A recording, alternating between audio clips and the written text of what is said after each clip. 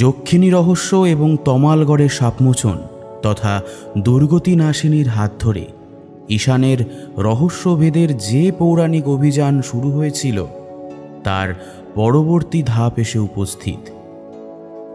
রক্তমাখা অতীত, পরিবারের ওপর অভিশাপ, প্রাচীন এক অপশক্তি আবারও ঈশানকে বাধ্য করেছে অতীতকে ঘাঁটতে।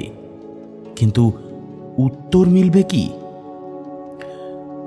সতীপীঠের অন্যতম পবিত্র সতীপীঠ এর সাথে কিভাবে সম্পর্কিত জানতে হলে অবশ্যই শুনতে থাকুন ঈশান সিরিজের পরবর্তী উপন্যাস শ্রী চয়ন দাসের কলমে আলোপি। আজকের গল্পের নাট্যরূপে রয়েছে মৃত্তিকা, গল্পের সূত্রধার এবং নির্দেশনায় আমি রমাকান্ত, গল্প পাঠে দীপম, গল্পের প্রধান চরিত্র তথা ঈশানের চরিত্রে সায়ন্তন। তাহলে শুরু হচ্ছে আমাদের পৌরাণিক অভিযান কাহিনী আলোপি।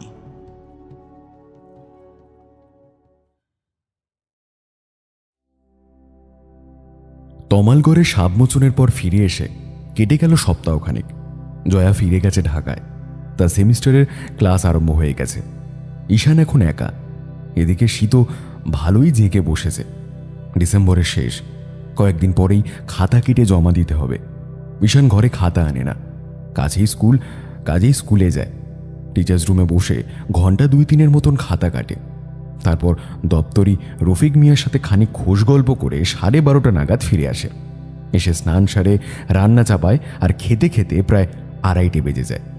তারপরে কোনো এক বই নিয়ে সে ডুবে যায়। বিকেল গড়িয়ে সন্ধ্যা হয়। এমনি তার দিন কাটছে। তমালগড়ে থাকা শেষ রাত্রে যে স্বপ্ন দেখেছিল সেটিও প্রায় ভুলতেই বসেছে। কিন্তু ভুলতে চাইলে কি আর ভোলা যায়?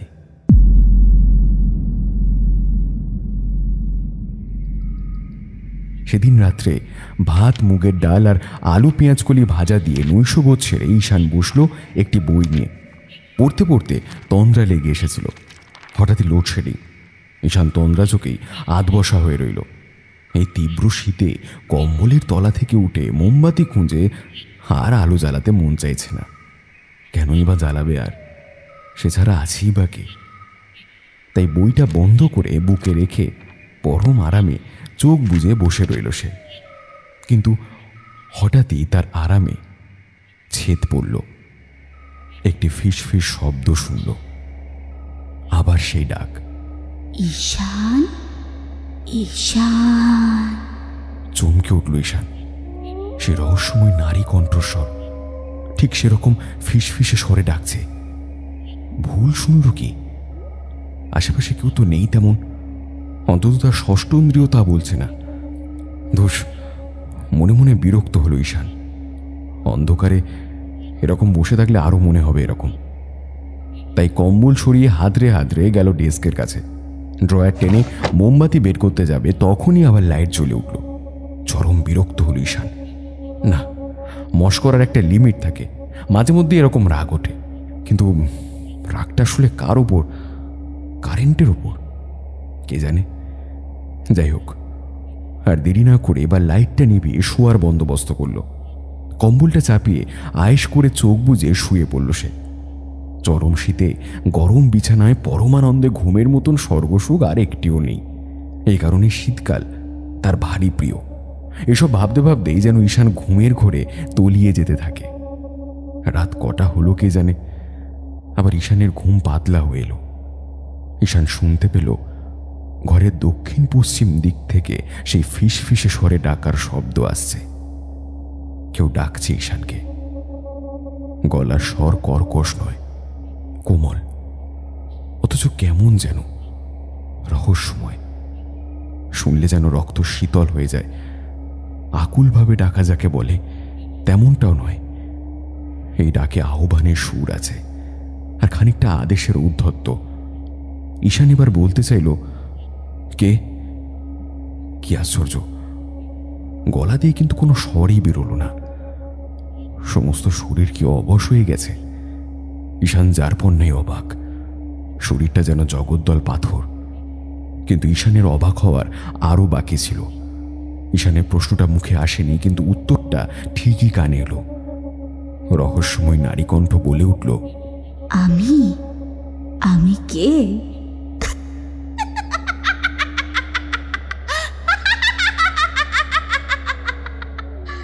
বলেই একটা হাড় হিম করা অট্টহাস্য করে বলল, আমি কে সে জানবি বটে। তোকে যে ডাক পাঠিয়েছি, তোকে আসতে হবে আমার কাছে। তুই বরং ভাব আমি কে। আমি আসবো, আবার আসবো।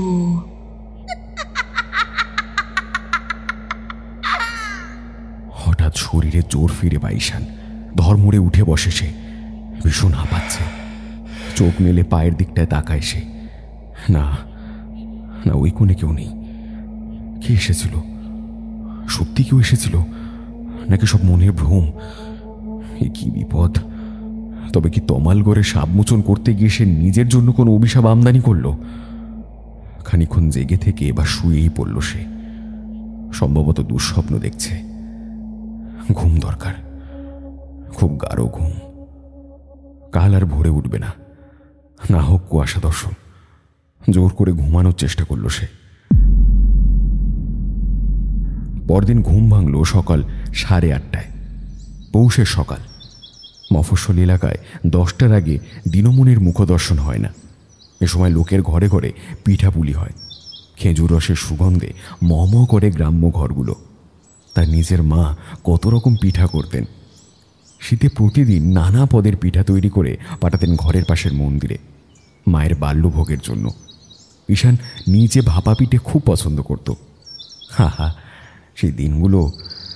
সকালে বসে বসে স্বহস্তে তৈরি চা আর কাঠির হাটের অরুণ বেকারির বেলা বিস্কুট খেতে খেতে এসব ভাবছিল ঈশান। দুপুরে আজ তাড়াতাড়ি ফিরল ঈশান। নিজের হাতে কিনে আনলো শুভ্র সাদা মূলো আর পাকা কাতলা মাছ। পাতলা ঝোলের কাতলা তার খুব প্রিয়। সাথে রাই শাক দিয়ে লইট্টা শুটকির ভর্তা। আয়েশ করে খেয়ে ফোন দিল জয়াকে। জয়ার সঙ্গে কথা বলল প্রায় মিনিট 20। তারপর মেল চেক করলো কয়েকটা। বিশেষ অনুরোধ নেই, তবে একটি ইমেলে চোখ আটকাল ঈশানের। কেউ একজন ডাকিনী বিষয়ে ভিডিও বানাতে অনুরোধ করেছে তাকে। ডাকিনী শব্দটা পড়েই কেমন যেন শিউরে উঠল ঈশান। অবশ্য হাতের কাছে আর কোনো ফ্রেশ টপিক নেই। কাজেই মনে মনে সিদ্ধান্ত নিল পরবর্তী ভিডিও ডাকিনীকে নিয়েই বানাবে। তবে তার সম্পর্কে কিছু পড়াশোনাও করতে হবে। সন্ধ্যা পর্যন্ত সব ঠিকঠাক কাটল, কিন্তু দিনের আলো নিভে আসতেই ঈশানের মনের কোণে একটা কালো মেঘ জমতে শুরু করলো যেন। আচ্ছা, সে তো স্পষ্ট শুনেছে সেই কণ্ঠস্বর, কেমন হাড় হিম করা শীতল কণ্ঠ। সে কণ্ঠে একই সাথে কানে লাগে আবেদন ও আহ্বান, সেই সাথে একটি সূক্ষ্ম আদেশ। আর কি বলেছিল সে? আবার আসবে। আচ্ছা, সে কে? আর বারবার ডাক পাঠানোর কথাই বা বলছে কেন? সে কি চায়? না, আজ রাতেও দেখতে হবে আসলে কি কেউ আসবে নাকি ওটা নিছক দুঃস্বপ্ন। রাতের খাবার খেয়ে গতকালের অর্ধসমাপ্ত উপন্যাসটা খানিক পড়ল সে, কিন্তু বড্ড ঘুম পাচ্ছে যে। যাক, এটা ভালো লক্ষণ। তীব্র ঘুমে কোনো স্বপ্ন আসে না। আজ যদি রাতটা এক ঘুমেই ভালোই ভালোই পার করতে পারে, তবেই মনের এই খচখচানি বন্ধ হবে। লাইট নিভিয়ে আরাম করে শুয়ে পড়ল ঈশান। অচিরেই হারিয়ে গেল ঘুমের দেশে। কিন্তু বিধি বাম, গভীর রাত্রে একটি খিলখিল অট্টহাসি তার ঘুম ভাঙিয়ে দিল। সেই ফিসফিসে কণ্ঠস্বর আবার ডাকছে তাকে। আর যথারীতি ঈশানের শরীর হয়ে আসছে অসাড়। সে শুনছে বটে, কিন্তু শরীরটা নাড়ানোর ক্ষমতাও তার নেই। এবার চোখ মেলে দেখার চেষ্টা করল। অন্ধকার ঘরে কিচ্ছু দেখা যাচ্ছে না, শুধু একটি অবয়ব বোঝা যাচ্ছে, মাথায় ঘোমটা দেওয়া একটি নারী মূর্তি। এবার সে বলে উঠল, কি রে, ভাবলি কিছু? কে আমি?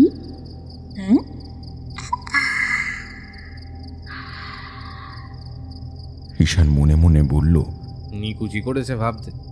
বলতে পারল না, মুখ খুলছে না, কিন্তু সেই রহস্যময় নারী মূর্তি আবার বলে উঠল, ভাবিসনি তো? থাক, এখন তাই পড়ে ভাববি। ঈশান খুব চেষ্টা করছিল এক লাফে খাট থেকে উঠে যাবে, কিন্তু তার শরীরের নিয়ন্ত্রণ তার হাতে নেই। তখন সেই নারী মূর্তি আবার বলল, যাস না, তোকে আমার খুব দরকার, তাই তো ডাক পাঠালাম। ঈশান বুঝে উঠতে পারল না একটি অপরিচিত সত্তার কি দরকার পড়তে পারে তাকে। ভাবাই যথেষ্ট, ওর মনের প্রতিটি কথা পড়ে নিচ্ছে ওই নারী। সে আবার বলল, আমাকে আমার প্রতিষ্ঠা ফিরিয়ে দে। ঈশান মনে মনে বলল, অন্তত বলতে তো দাও কিছু। এ কথা বলা মাত্রই ঈশানের ঠোঁট আর মুখের জড়তা সরে গেল। সে বলল, কি করে তোমার প্রতিষ্ঠা আমি ফেরাবো? আজ থেকে বহু বছর আগে তোর দাদা আমায় আহ্বান করেছিল। নিজের কর্মফলে সে নিজের শাস্তি পেয়েছে, কিন্তু আমার তৃষ্ণা আজও মেটেনি। কষ্টে আছি এত বছর, শেষ কর। এতদিন তোর আশেপাশে ঘুরেছি, তোকে ডেকেছি, বুঝতে পারিসনি, শুনতেও পারিসনি, কিন্তু গত পূর্ণিমার পর থেকেই দেখছি তুই আমাকে শুনতে পাস, আমার ডাক শুনিস। তুই আমার তৃষ্ণা মিটিয়ে আমার হৃত গৌরব ফিরিয়ে দে ঈশান, নইলে প্রেত লোকে আমার মর্যাদা অনিষ্ট হবে। অবাক বিস্ময়ে কথাগুলো শুনে ঈশান, কি বলছে সেসব? হ্যাঁ, তার দাদা সমস্ত নাকারাত্মক শক্তিকে অর্জন করতে বেশ কিছু গুপ্ত সাধনা করেছিল বলে সে জানে, কিন্তু এর পার্শ্ব প্রতিক্রিয়ায় তার অপঘাতে মৃত্যুও হয়। কিন্তু তার সাথে এই নারীর কি সম্পর্ক? এবার মুখে বলে, কি বলছো? আমি কি করে তোমাকে সাহায্য করব? তুই পারবি, নিশ্চয়ই পারবি। আমার আদেশ মতো কাজ কর, আমার নির্দেশনা অনুসরণ করে তান্ত্রিক বিধির অনুষ্ঠান কর, তবেই আমার তৃষ্ণা মিটবে। পারবো না, না না না না, আমি এসবে জড়াতে চাই না। আমার কোনো জ্ঞানও নেই, আমার দ্বারা হবে না। শুধু তোর দ্বারাই হবে, আর কারোর দ্বারা নয়। কিন্তু এসব আমার কর্ম নয়। দয়া করো, ছেড়ে দাও আমায়। না, আমি ছাড়বো না ঈশান। তোকে প্রতি রাত্রে এসে আমি বিরক্ত করব, ঘুমোতে দেব না তোকে। আরে যাই করো না কেন, হবে না। এবার রাগের ফুঁসফুসানির বদলে একটি ক্রূর অট্টহাসি শোনা গেল। কিছুক্ষণ পর বলল,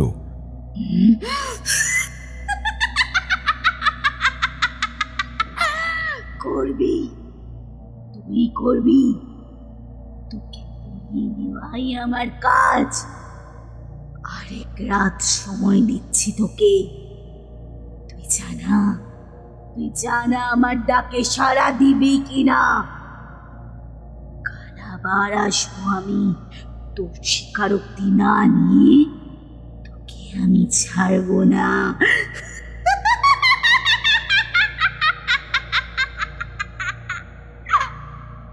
এরপরেই রক্ত হিম করা খিলখিল হেসে সে মিলিয়ে গেল।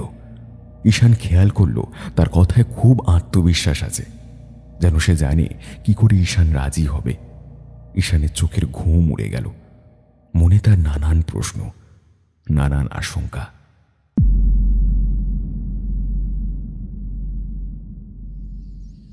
সারাদিন একটা দুশ্চিন্তায় ঘিরে রইল ঈশানকে। গতরাত্রে দেখা সে নারী মূর্তিটি এত আত্মবিশ্বাস কেন দেখালো? সে কেন বলল যে সে তাকে রাজি করিয়েই ছাড়বে? কিছুই বুঝতে পারছে না। যাই হোক, কোনো রকমের দায়সারা খাওয়া দাওয়া সেরে বিছানায় গেল সে। তবে ঘুম আর আসে না। বিছানায় শুয়ে সে অপেক্ষা করছিল। ঘুমের নয়, সে অপরিচিতা রহস্যময়ী ছায়া মূর্তিটির। শুয়ে আছে ঈশান। ঘরের ভেতর কেবল ঘড়ির টিকটিক শব্দ, আর বাইরে ঝিঁঝির একটানা কীর্তন। আর কোনো শব্দ নেই। এমন সময় ঝিঁঝির শব্দ আর শোনা যাচ্ছে না।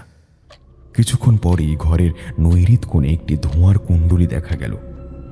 কিছুক্ষণের মধ্যেই বেরিয়ে এলো সেই নারী মূর্তির তমসাবৃত অবয়ব। আগের মতোই ডাকল, ঈশান, ঈশান। ঈশান দুই হাতে ভর দিয়ে উঠে বসল। এবার সে মূর্তিটি আবার বলল, কি ভাবলি? করবি আমার আদেশ পালন? বললাম তো করব না।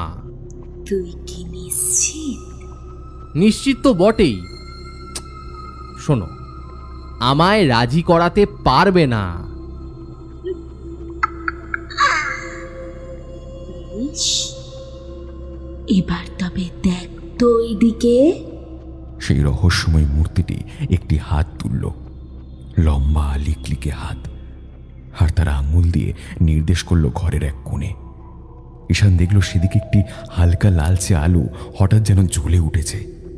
সেই আলোতে দেখা যাচ্ছে একটি সাধারণ লোহার খাট, মেস হোস্টেলে যেমন থাকে আর কি। তার উপর শুয়ে একটি তরুণ মেয়ে। ওটা কি? জয়া না? হ্যাঁ, জয়াই তো। আর খাটের দুই ধারে দাঁড়িয়ে ওরা কারা? লোপে মানুষের মতো, কিন্তু কিন্তু চেহারাগুলো কি ভীষণ। লোলুপ চোখে ওরা চেয়ে আছে ঘুমন্ত জয়ার দিকে। মুখ থেকে লালা ঝরছে। ঈশান ভয়ার্ত চোখে সেদিকে তাকিয়ে রইল। তখনই তার কানে এলো একটি খিলখিলে হাসি। তখনই ক্রোধ আর ভয়ের মিশ্রিত চাহনি নিয়ে তাকালো সে নারী মূর্তিটির দিকে। এবার সে নারী মূর্তিটি বলল, দেখলি তো আমি কি করতে পারি? ওই পিশাচগুলো আমারই পোষ্য। ওদের আটকানোর মতো ক্ষমতা তোদের মতো মানবের নেই। কাজেই তুই রাজি না হয়ে পারবি না ঈশান। তোকে আমার আদেশ পালন করতেই হবে। চল, কে আবার সময় দিলাম। সামনে অমাবস্যা। তুই যদি আমার সঙ্গে তন্ত্রযোগের সম্বন্ধ স্থাপন করিস, তবে আমি তোকে পরবর্তী আদেশ দেব। এই পরিণতির জন্য তৈরি থাকতে হবে। এই কথাটি বলেই আবার একটি লালচে ধোঁয়ার কুণ্ডলী পাকিয়ে অদৃশ্য হয়ে গেল সেই রহস্যময়ী। ঈশানের মাথাটা তখন বনবন করে ঘুরছে। সে কি দেখল? জয়া তো বহু মাইল দূরে, তবে সে এসব কেন দেখল? সবই কি তার ভ্রম, নাকি সেই রহস্যময়ীর মায়া? আসল ব্যাপারটি মাথায় ঢুকছে না। জয়া তার আপন বলতে এই একজনই আছে। জয়ার কিচ্ছু হলে সে তার জীবনের শেষ সম্বলটুকু হারাবে। জীবন মৃত হয়ে বাঁচতে হবে তাকে পুরোটা জীবন। না না, জয়াকে সে হারাতে পারবে না, কোনোভাবেই নয়। কিন্তু এই তন্ত্র, এই উপাচার আর এই রহস্যময় জগতের হাতছানি আর ভালো লাগছে না তার। হতে পারে তার পিতৃপিতামহ তন্ত্রের সাধনা করছে বহুকাল ধরে, তার রক্তেই আছে তন্ত্র। এমনকি এটিও হতে পারে সেই গত জন্মের মহাশক্তিধর তান্ত্রিক ত্রিবিক্রম রায়চৌধুরী। কিন্তু তা বলে তাকেও কেন এইসব তন্ত্রবিদ্যায় লিপ্ত হতে হবে? তন্ত্র সম্বন্ধে সে জ্ঞান লাভ করেই, অধ্যয়ন করেই তৃপ্ত। কেন তাকে অনুষ্ঠানও করতে হবে? এসব ভেবেই ক্ষোভে দুঃখে তার চোখে যেন জল এলো। চোখ মুছে ঠিক করে নিল কাল তাকে কি করতে হবে। এবার আস্তে ধীরে বালিশে মাথা রাখল ঈশান। মনে তখনও তুফান চলছে তার। পরের দিন সকাল 10টা বাজে ঈশান গিয়ে উপস্থিত হলো তার ঘরেরই অল্প দূরে অবস্থিত কালী মন্দিরে। এটি তার পিতৃপিতামহের সাধন ক্ষেত্র। মন্দিরের এলাকা সংলগ্ন একটি সেমি পাকা ঘরেই ছিল তাদের আবাস। এখন সেই ঘরটি ভোগঘর হিসেবে ব্যবহৃত হয়। ঈশান গিয়ে দাঁড়ায় গর্ভ মন্দিরে। সম্মুখে ফুট 3 উচ্চতার প্রস্তরময়ী দক্ষিণাকালীর প্রতিমা। বাম দিকের 2 হাতে খড়গ ও মুন্ড, ডান দিকের 2 হাতে বড় মুদ্রা ও অভয় মুদ্রা। চরণতলে শায়িত ধবধবে সাদা মহাদেব। কোনো ভক্তের দেওয়া দামি লালচে খয়েরি শাল শরীরে জড়ানো বলে মুন্ডমালা দৃশ্যমান নয়। মায়ের মুখে মৃদু হাসি। ঈশান এত বছরে কখনো এরকম কাতর নয়নে তাকায়নি মায়ের দিকে। আজ মানসিক অন্তর্দ্বন্দ্বে সে বিপর্যস্ত। তাই হয়তো আহত সন্তানের মতোই মায়ের কাছে কিছু চাইতে এসেছে। চাইতে পারছে না কিছুই, শুধু চেয়ে আছে। হয়তো ভারী হয়ে উঠেছে চোখ, মনের সাথে ভারসাম্য রাখবে বলে। এমন সময় একটি সুরেলা কণ্ঠ তার কানে এলো। ঘাড় ঘুরিয়ে দেখল মন্দিরের ফটকের বাইরে যে ইটের রাস্তা চলে গেছে সেই পথ ধরে হাঁটছে এক বাউল। হাতে একতারা, বাজিয়ে বাজিয়ে গান গাইছে সে। গানের কতকটা কথা কানে এলো ঈশানের।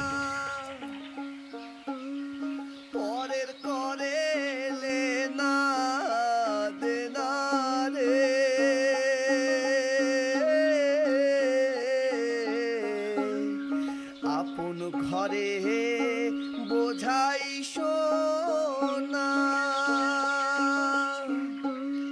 পরের করে না দেনা রে।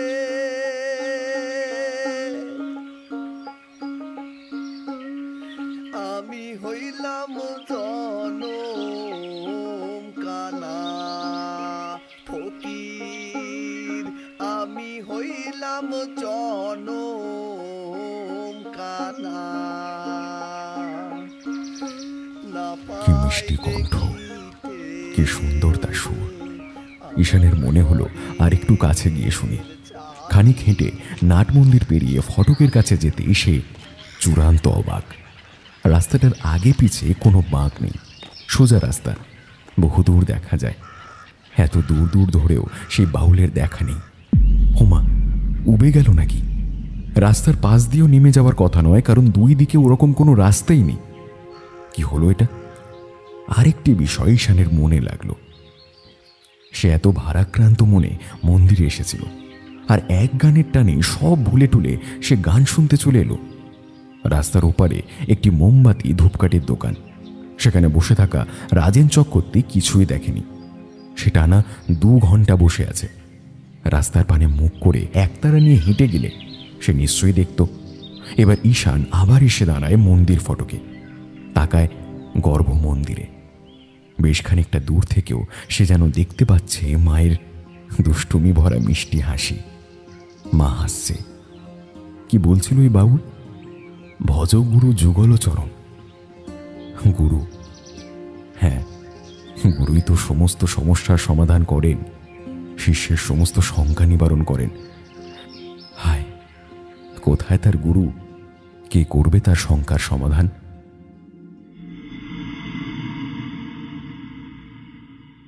রাত্রি ঈশান শয়ন করল। খানিক পরে সে আবার শুনল, ঈশান, ঈশান। না, নারী নয়, পুরুষের কণ্ঠে। কে এটি? কে ডাকে তাকে? ঈশান আবার হকচকিয়ে ওঠে। কিছুক্ষণ বাদে আবার শুনতে পায় সেই পুরুষ কণ্ঠের ডাক, গম্ভীর অথচ স্নেহ মাখা ডাক। এবার ঈশানের সামনে একটি অবয়ব ফুটে ওঠে। না, অস্পষ্ট নয়, ক্রমশ স্পষ্টতর হচ্ছে সেটি।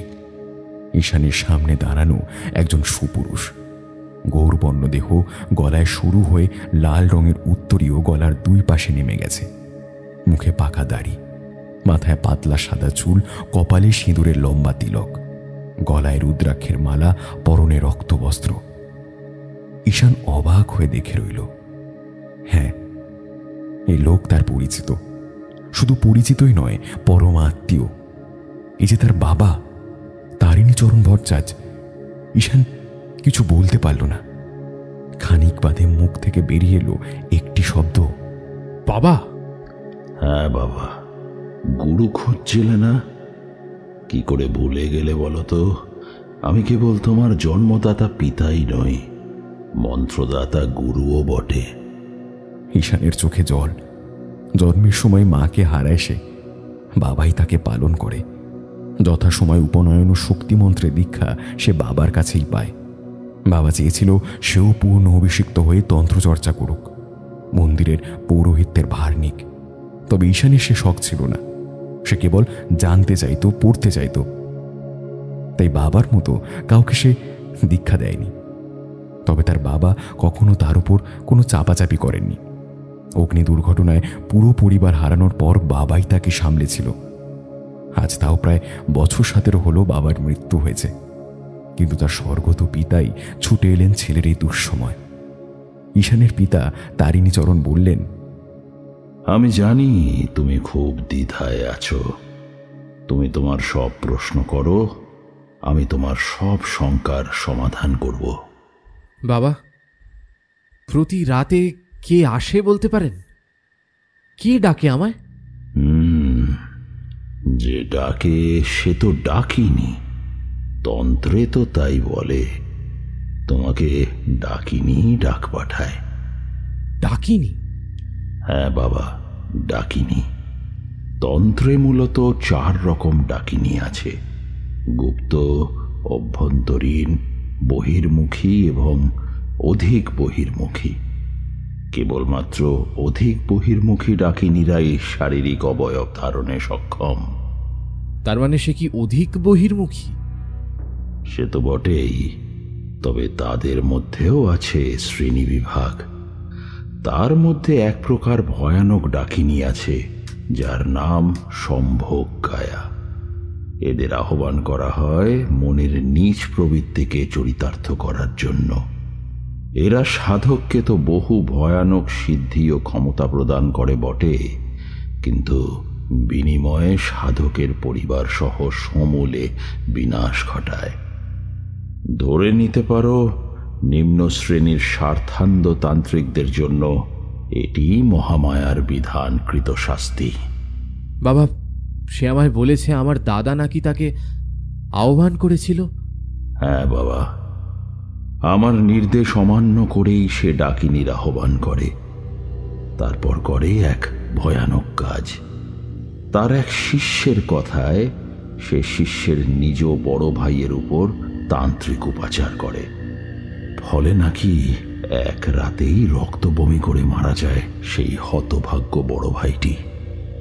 তারপরই কি? ওই ঘটনার কদিন পরেই তোমায় নিয়ে আমি কুমিল্লা গিয়েছিলাম আশ্রম ছেড়ে। তারপরই সেই দুর্ঘটনা ঘটে। কেউ জানে না আগুনটা লাগলো কিভাবে। শেষ হয়ে গেল পরিবারটা।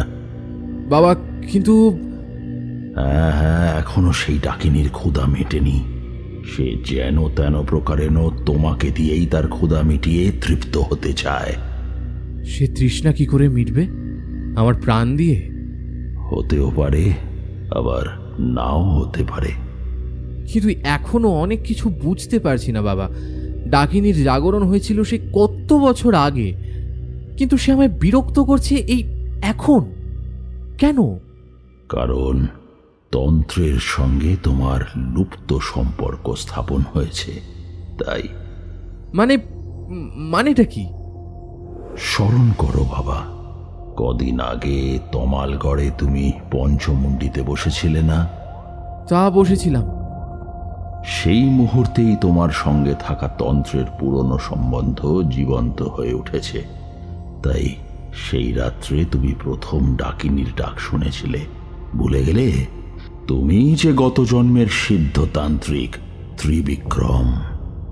আচ্ছা, সবই ওই প্রত্যুষ বাবার দোষ। আমাকে টেনে নিয়ে গেলেন। এ তো হবারই ছিল। যা প্রারব্ধ তা তো হবেই বাবা। আমাদের সঙ্গে ঘটা ঘটনা তো আমাদের কর্মেরই ফল। আমার কর্মের ফল? কি করে? ত্রিবিক্রমের কি হয়েছিল জানা আছে? না। তবে দেখো। এই বলে তারিণীচরণ তার ডান হাতে বৃদ্ধাঙ্গুল চেপে ধরে ঈশানের কপালে। চোখ বন্ধ করে নেয় ঈশান। বন্ধ চোখেও তার সামনে ফুটে ওঠে একটি দৃশ্য। ঘুটঘুটে অন্ধকার। শব্দ বলতে কেবল ঝিঝির শব্দ, আর কিছুক্ষণ পর পর শেয়ালের চিৎকার। মাঝখানে জ্বলছে একটি আগুনের শিখা। চরচর করে তাতে লাকড়ি ফাটার মৃদু শব্দ আসছে। আর ধনির আগুনের পিছনেই বসে আছে একজন পুরুষ মানুষ। পাশে একটু দূরে জ্বলছে আরেকটি বড় আগুন। বোঝাই যায় এটি চিতাগ্নি। আর সম্পূর্ণ পরিমণ্ডলটি একটি শ্মশানের। আর বসে থাকা পুরুষ মানুষটিকে যতটুকু দেখা যাচ্ছে তাতেই বোঝা যায় তার সাথে ঈশানের পূর্ণ সাদৃশ্য আছে। কেবল ঘাড় পর্যন্ত লম্বা চুল আর লম্বা দাড়িটাই যা আলাদা। গম্ভীর স্বরে কোনো এক মন্ত্র ক্রমশ বিড়বিড় করে জপে চলেছে।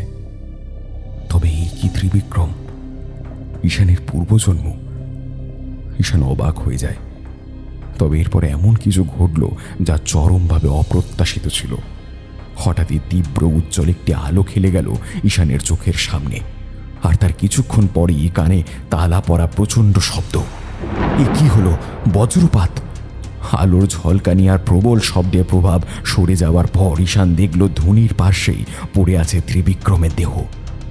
চোখ দুটো খোলা, স্থির। তবে কি বজ্রাঘাতেই মৃত্যু হলো তার? চোখ খুলল ঈশান, চেঁচিয়ে বলে উঠল, কি ভয়ানক, কি নির্মম! এটি সত্য বাবা। কিন্তু এটা কেন হলো? এত বড় সাধকের এমন পরিণতি কেন হলো? ত্রিবিক্রম নিঃসন্দেহে শক্তিধর ও নিষ্ঠাবান সাধক ছিল। গোপনে মাতৃসাধনা করত, আর গ্রামের জমিদার রূপে প্রজা পালনেও ছিল নিষ্ঠাবান।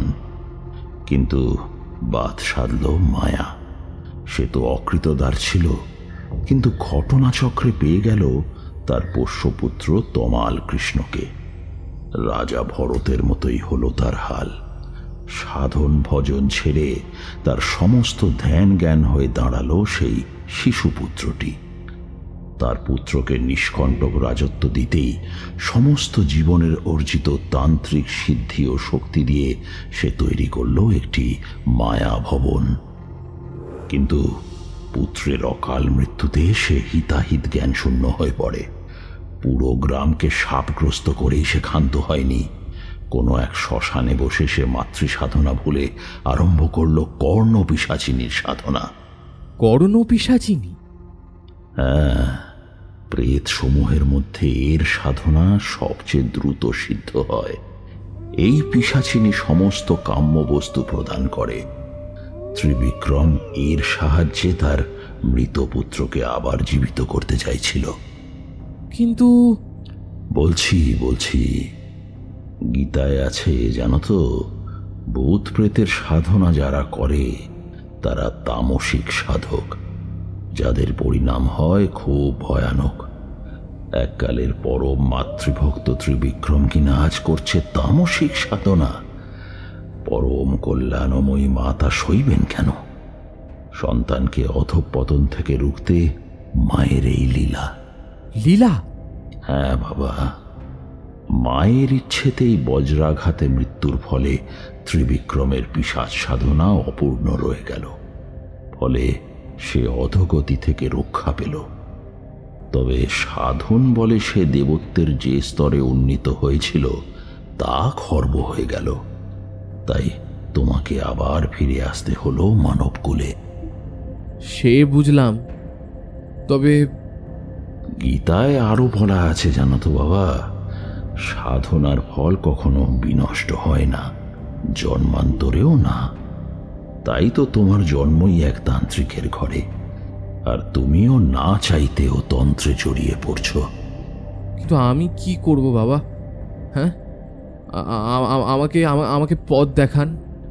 ডাকিনীর কথা অনুসারে কাজ করো, আর পরিণামের কথা ভেবো না। উদ্দেশ্য যখন সৎ, তখন কোনো মায়াই তোমাকে কোনো কিছু করতে পারবে না। স্বয়ং মহামায়াই তোমার সহায় হবেন। ভয় পেও না। তারিণী চরণ অন্তরিত হলেন। ঈশান বসে রইল, যেন এক ঝটকায় তার সমস্ত দ্বিধা কেটে গেছে। হ্যাঁ, গুরুর আদেশ আর আশীর্বাদ সে পেয়েছে। না, আর ভয় পেলে অন্যায় হবে। বালিশে মাথা রেখেছে ঈশান। মহামায়ার কি মায়া! নিষ্ঠুরতার মাঝেও তার করুণা। বজ্রাঘাতেই মা দিলেন একটি নব সূচনা। ত্রিবিক্রমের যাত্রা এবার ঈশানকেই পূর্ণ করতে হবে। ঈশানের মনে মনে অনুরণিত হচ্ছে চণ্ডীর একটি শ্লোক, কিরীটিনী মহাবজ্রে সহস্রনয়নোজ্জ্বলে বৃত্রপ্রাণ হরিচৈন্দ্রী নারায়ণী নমস্তুতে।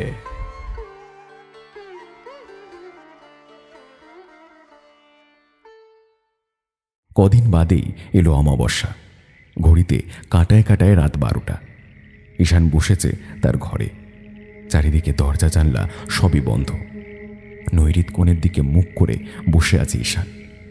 খানিকক্ষণ আগে এই পুকুরের হিম ঠান্ডা জলে স্নান করে এসেছে সে।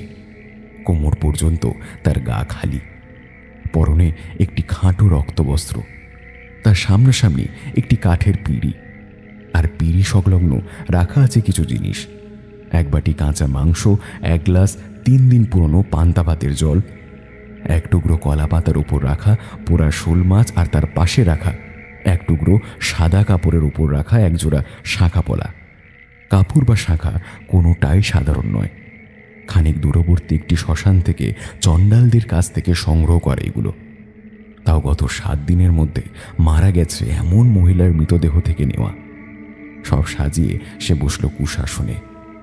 একটি বাটিতে রাখা কালো সরিষার দানার ওপর আঙুল দিয়ে আঁকল একটি বিশেষ নকশা। সেটি রাখল পিঁড়ির ওপর। গোবর শুকিয়ে ছোট ছোট গুটিকা তৈরি করে একটি জপের মালাও তৈরি করেছে সে। প্রথমেই লঙ্কা জবা দিয়ে ডাকিনীর পুজো করল ঈশান। 3 বার অঞ্জলি দিল। তারপর সংকল্প করল 1008 বার ডাকিনী বীজের জপ করার। জপ শেষ হওয়ার আগে পর্যন্ত কোনো ক্রমেই আসন থেকে ওঠা চলবে না। পুজো শেষ করে যখন ঈশান জপ আরম্ভ করল তখন প্রায় 1:45 বাজে। চারিদিক নীরব, নিস্তব্ধ। ঝিঁঝির শব্দ শোনা যাচ্ছে, সাথে ঘড়ির টিকটিক শব্দ, আর ফিসফিস স্বরে ঈশানের জপের শব্দ তার সঙ্গদান করছে। প্রথম কয়েকবার জপে কোনো সমস্যা হয়নি, কিন্তু খানিক বাদেই শুরু হলো নানাবিধ উপদ্রব। সাধারণত জপের মালায় 108টি গুটিকা থাকে, কিন্তু জপের নিয়ম হলো সম্পূর্ণ সমস্ত গুটিকা স্পর্শ করেই জপ শেষ করতে হবে। জপ সম্পন্ন হওয়ার পর যেন কোনো গুটিকা অস্পর্শ না থাকে, এমনটি বিধান। তাই ঈশান 63 গুটিকার মালা প্রস্তুত করেছিল, যাতে তাকে মোট 16 বার সম্পূর্ণ মালা পরিক্রমা সম্পূর্ণ করতে হবে। প্রথম 4 বার বিনা কোনো বাধায় সে জপে গেল। তারপর কানে নানা রকম শব্দ সে শুনতে পেল। কারা যেন ফিসফিস করছে, কিন্তু ঠিক কি বলছিল তা বোঝা গেল না। ঈশানের এতে বিশেষ কোনো ভাবান্তর হলো না। সে জানে এসব কিছুই নয়, বরঞ্চ আরও ভয়ানক কিছুর মুখোমুখি তাকে হতে হবে। সে বরং অর্ধনিমিলিত চোখে তার জপ চালিয়ে গেল। চোখ সম্পূর্ণ বন্ধ করল না, কারণ তাতে ঝিমুনি আসা খুব স্বাভাবিক ব্যাপার। আর একবার ঝিমুনি আসলেই জপে ছন্দপতন হবে, আর জপে ছন্দপতন হলেই মহা সর্বনাশ হবে। সে পরিণতির কথা ঈশান ভাবতে পারে না। আরও কিছুক্ষণ কাটল এইভাবে। ঈশান শান্ত মনে জপ করে চলেছে। 8ম বার চলছে তার মাল্য পরিক্রমা। তখনই দেখল একটি চতুষ্পদী জন্তু তার দিকে এগিয়ে আসছে। দরজা জানলা সবই বন্ধ। কোনো ক্রমেই কোনো বাইরের জন্তু জানোয়ার ঘরে ঢোকা সম্ভব নয়। কাজেই এটি সাধারণ কোনো প্রাণী হতেই পারে না। ঘরে কোনো বৈদ্যুতিক আলো জ্বালানো নেই, কেবল একটি বড় মাটির প্রদীপে সর্ষের তেলে জ্বালানো প্রদীপ টিমটিম করে জ্বলছে। তাতেই দেখা গেল একটি কুচকুচে কালো কুকুর তার দিকে দাঁত খিচিয়ে গড়গড় করছে। চোখজোড়া গনগনে লোহার মতো লাল, আর মুখ বেয়ে গড়িয়ে পড়া লালা বিক্ষিপ্ত প্রদীপতালুকেও চকচক করছে। মনে হচ্ছিল এখনই ঝাঁপিয়ে পড়বে ঈশানের ওপর, ছিঁড়ে খুবলে খাবে ওকে। ঈশানের শরীরটা ঈষৎ কাঁটা দিল, কিন্তু মুখে ঠোঁট আর হাতের আঙুলে সঞ্চালন থামল না। জপ চলছে। কুকুরটা এতক্ষণে ওর একদম গা ঘেঁষে এসে দাঁড়িয়েছে, শুকছে ওর গায়ে। এতক্ষণ ঈশান আরেকটু ধাতস্থ হয়ে গেছে, ভয় পেল না, আগের মতোই জপে চলেছে। খানিক বাদে ওর ষষ্ঠেন্দ্রিয় জানান দিল ওই কুকুররূপী জীবটি আর নেই। অবশ্য কোন দিক দিয়ে চলে গেল সেও জানে না। জপে বিরাম নেই। খানিকক্ষণ সবই নীরব রইল। এই ফাঁকে বাম হাত বাড়িয়ে প্রদীপের সলতেটা খানিক উস্কে দিল সে। তারপর আগের মতোই উড়োর ওপর রাখলো হাত দিয়ে। ঘড়িতে কটা বাজে কে জানে। খানিক বাদে আবার তার ষষ্ঠেন্দ্রিয় সজাগ হয়ে উঠল। হ্যাঁ, কিছু একটা তার সম্মুখস্থ দেওয়াল বেয়ে নেমে আসছে, একদম গিরগিটির মতো। দেওয়াল থেকে ধূপ শব্দে সে লাফিয়ে পড়ল মেঝের ওপর। প্রদীপের শিখাটি ঈষৎ কেঁপে উঠল। তারপর বুকে ভর দিয়ে এগোতে আরম্ভ করল সে। মুখে একটি অদ্ভুত শব্দ, অনেকটা কফ জড়িত কণ্ঠে বুড়ো বুড়িতে অতি কষ্টে ফেলা নিঃশ্বাসের মতন ঘর ঘর শব্দ। মুখ তুলে চাইল ঈশানের দিকে। বিশ্রী পিচ্ছিল কালো তার দেহ, মনেহীন ঘোলাটে সাদা চোখ, জিহ্বা বাইরে, লম্বা মান। আর প্রচণ্ড দুর্গন্ধ ছড়াচ্ছে তার শরীর থেকে। এতই বাজে দুর্গন্ধ যে তার পেটের ভাত মুখে চলে আসে। কোনো রকমে কাপড় চাপা না দিলে চলে না। কিন্তু সে অসম্ভব। কোনো মতেই মুখে কাপড় চাপা দেওয়া চলবে না, কারণ তাতে জপে বিকৃতি হতে পারে। আর বমি টমি আসতে দেওয়া তো একদমই চলবে না, কারণ এতে জপই শেষ হয়ে যাবে। হিত্যবসরে আশেপাশে এরকম অসংখ্য কুৎসিত দর্শন জীব এসে ওকে ঘিরে ধরেছে। কেউ চুল ধরে টানছে, তো কেউ লাথি মারছে। সকলের প্রাণান্তকর চেষ্টা যেন তার জপ ভঙ্গ হয়।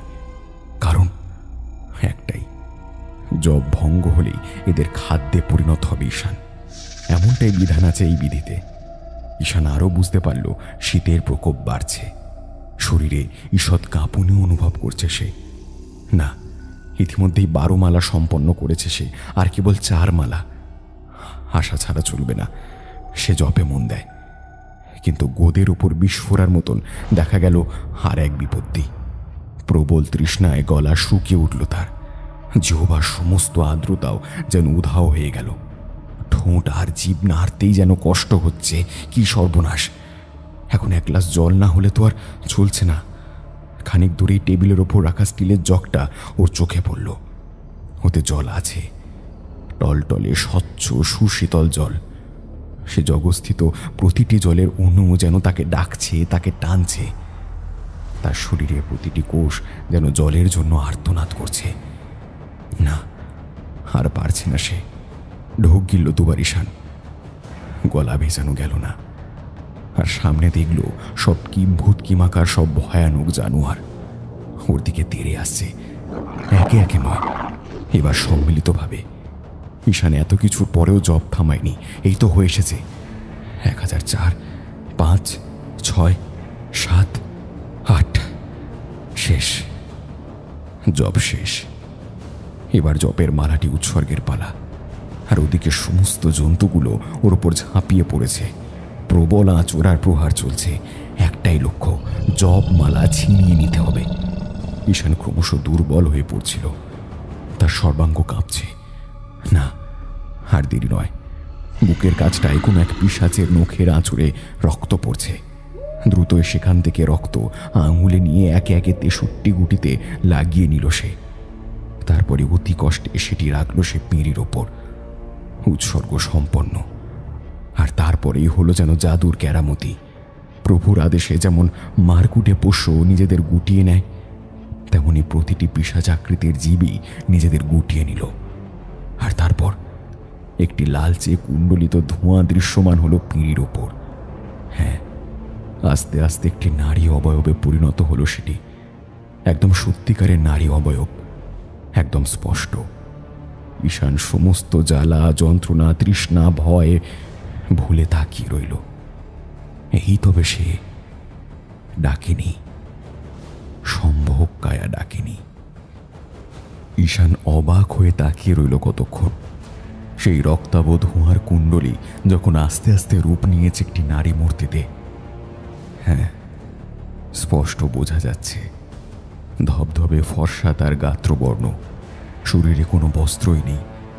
ঘন কালো চুল 2 ভাগে ভাগ করা।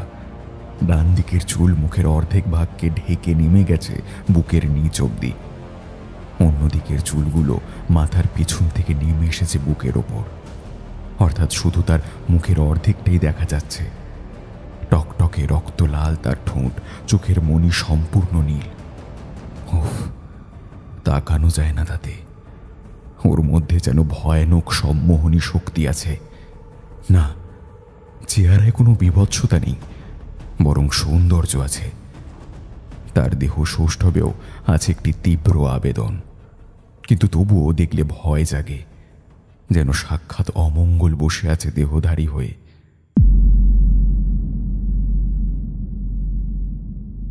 ঈশান কিছু বলতে পারল না, দুইবার ঢোক গিলল। সে নারী মূর্তিটি নীরবতা ভাঙল, তার চাপা অথচ রহস্যময় হার হিম করা মৃদু হাসিতে। তার দাঁতগুলো এই অন্ধকারও এত চকচকে কিভাবে? এবার বলল, আমি জানতাম তুই আমাকে আহ্বান করবি। তুমি তুমি কি সেই? হ্যাঁ, আমি সেই সম্ভবকায়া ডাকিনি। আমি তোমার সব কথা মেনেছি। আগে বলো, জয়ার কোনো ক্ষতি তুমি করবে না তো?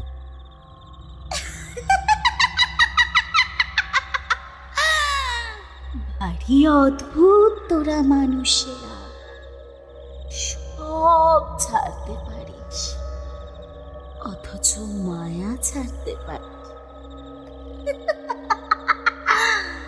তাও আবার একটা পরের মেয়ের জন্য। ঈশানের মনে থাকা চাপ চাপ ভয়টা মুহূর্তে ক্রোধের রূপ নিল। চোখ লাল করে গর্জে উঠল সে, একদম চুপ! ও আমার মেয়ে, আমারই মেয়ে। তোর মেয়ে? সে তো কবেই আমার ভোগে পরিণত হয়েছে তোর ভাইয়ের দোষে। কেন করলে এমনটা? আমার ওই 1.5 বছরের নিষ্পাপ মেয়েটা তোমার কি বিগড়েছিল? চুপ! ওসব আমি কি জানি? মায়া দয়া সব আমার কাছে তুচ্ছ। আমি কেবল সেই নিয়মের পালন করি, নিয়মের ভিত্তিতে আমার অস্তিত্ব টিকে থাকতে। তাতে কি কি হারালো আমার তাতে কিচ্ছু এসে যায় না। তবে সেই রাত্রে আমাকেও তোমার ভোগ বানিয়ে নিতে পারলে না? না, পারিনি, কারণ তোর হাতেই আমার দায় মুক্তির চাবিকাঠি আছে। তুমি কি করে জানলে আমি তোমার উদ্দেশ্য সাধনে কাজে লাগবো? তুই যে পূর্বজন্মে মহাশক্তিধর তান্ত্রিক ছিলি সে তো আমি জানতাম, কিন্তু এই জন্মে ঠিক মতো চর্চার অভাবে তোর তন্ত্র সত্তা বিকশিত হচ্ছিল না। তুই যক্ষিণী সাধন করতে গেলি যেবার, সেবার আমি শঙ্কিত ছিলাম যে যক্ষিণীর হাতেই না তোর প্রাণটা যায়। সেবার বেঁচে গেলি, কিন্তু তন্ত্র চর্চা থেকে দূরেই রইলি তুই। আর অপেক্ষাও দীর্ঘ থেকে দীর্ঘতর হতে থাকে। তারপর ঘটল সে অতিকাঙ্ক্ষিত ঘটনা। রহস্যভেদের চক্করে গিয়ে বসলি তোরই পঞ্চমুণ্ডির আসনে, যাতে বসে তুই গত জন্মে মন্ত্রসিদ্ধি লাভ করলি। ব্যাস, তাতেই তোর সাথে আমার যোগাযোগের দরজা খুলে গেল।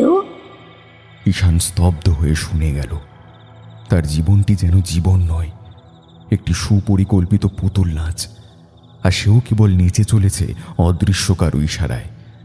আর ওইদিকে ডাকিনিও আবার বলতে আরম্ভ করলে, তুইও ভীষণ জেদি, বারবার বলি কথা শোন, কথা শোন, শুনলি না?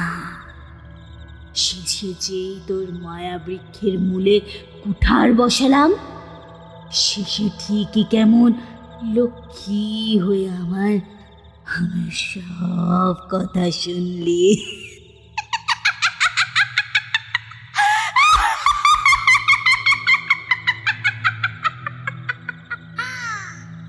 এ কথা বলেই সে হাসতে লাগলো। নিষ্ঠুর ক্রূরতার সাথে বিজয়ের গৌরব মিশলে অট্টহাসি যেমনটা শোনায়, এটিও তেমনটিই শোনালো।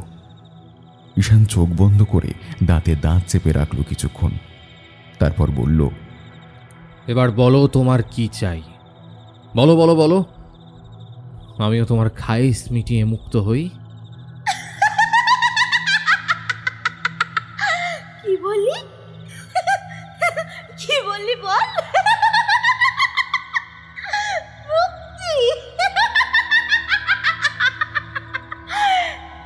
এত সহজে মুক্ত হবে কি করে? এখনো তো কত কিছু বাকি। তোকে যে এবার যেতে হবে। যেতে হবে? কোথায়? আয়, আমার কাছে আয়। চোখ বন্ধ কর, আমি তোকে দেখাচ্ছি। আয়। ঈশান কাছে গিয়ে চোখ বুজে বসতেই ডাকিনী তার শুকনো ঢেঙা বাম হাত বাড়িয়ে বুড়ো আঙুল টিপে ধরল ঈশানের দুই ভ্রুর মাঝখানে। তারপর হঠাৎই ঈশানের বন্ধ চোখের অন্ধকারে ঝলকের মতো ভেসে উঠল একটি পথ নির্দেশিকা। ঈশান কানে শুনতে পেল, সেই স্থানে এসে মিশেছে 3টি দেশের সীমান্ত। তার সর্বশেষ লোকালয় পেরিয়ে হাঁটতে থাকবি দক্ষিণ পশ্চিম বরাবর।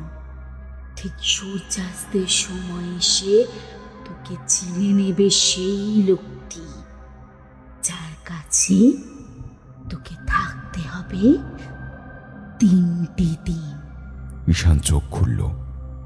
না, সামনে আর কেউ নেই। কি শুনল সে? যেমনটা শুনল তাতে বুঝল রাঙামাটি যেতে হবে তাকে।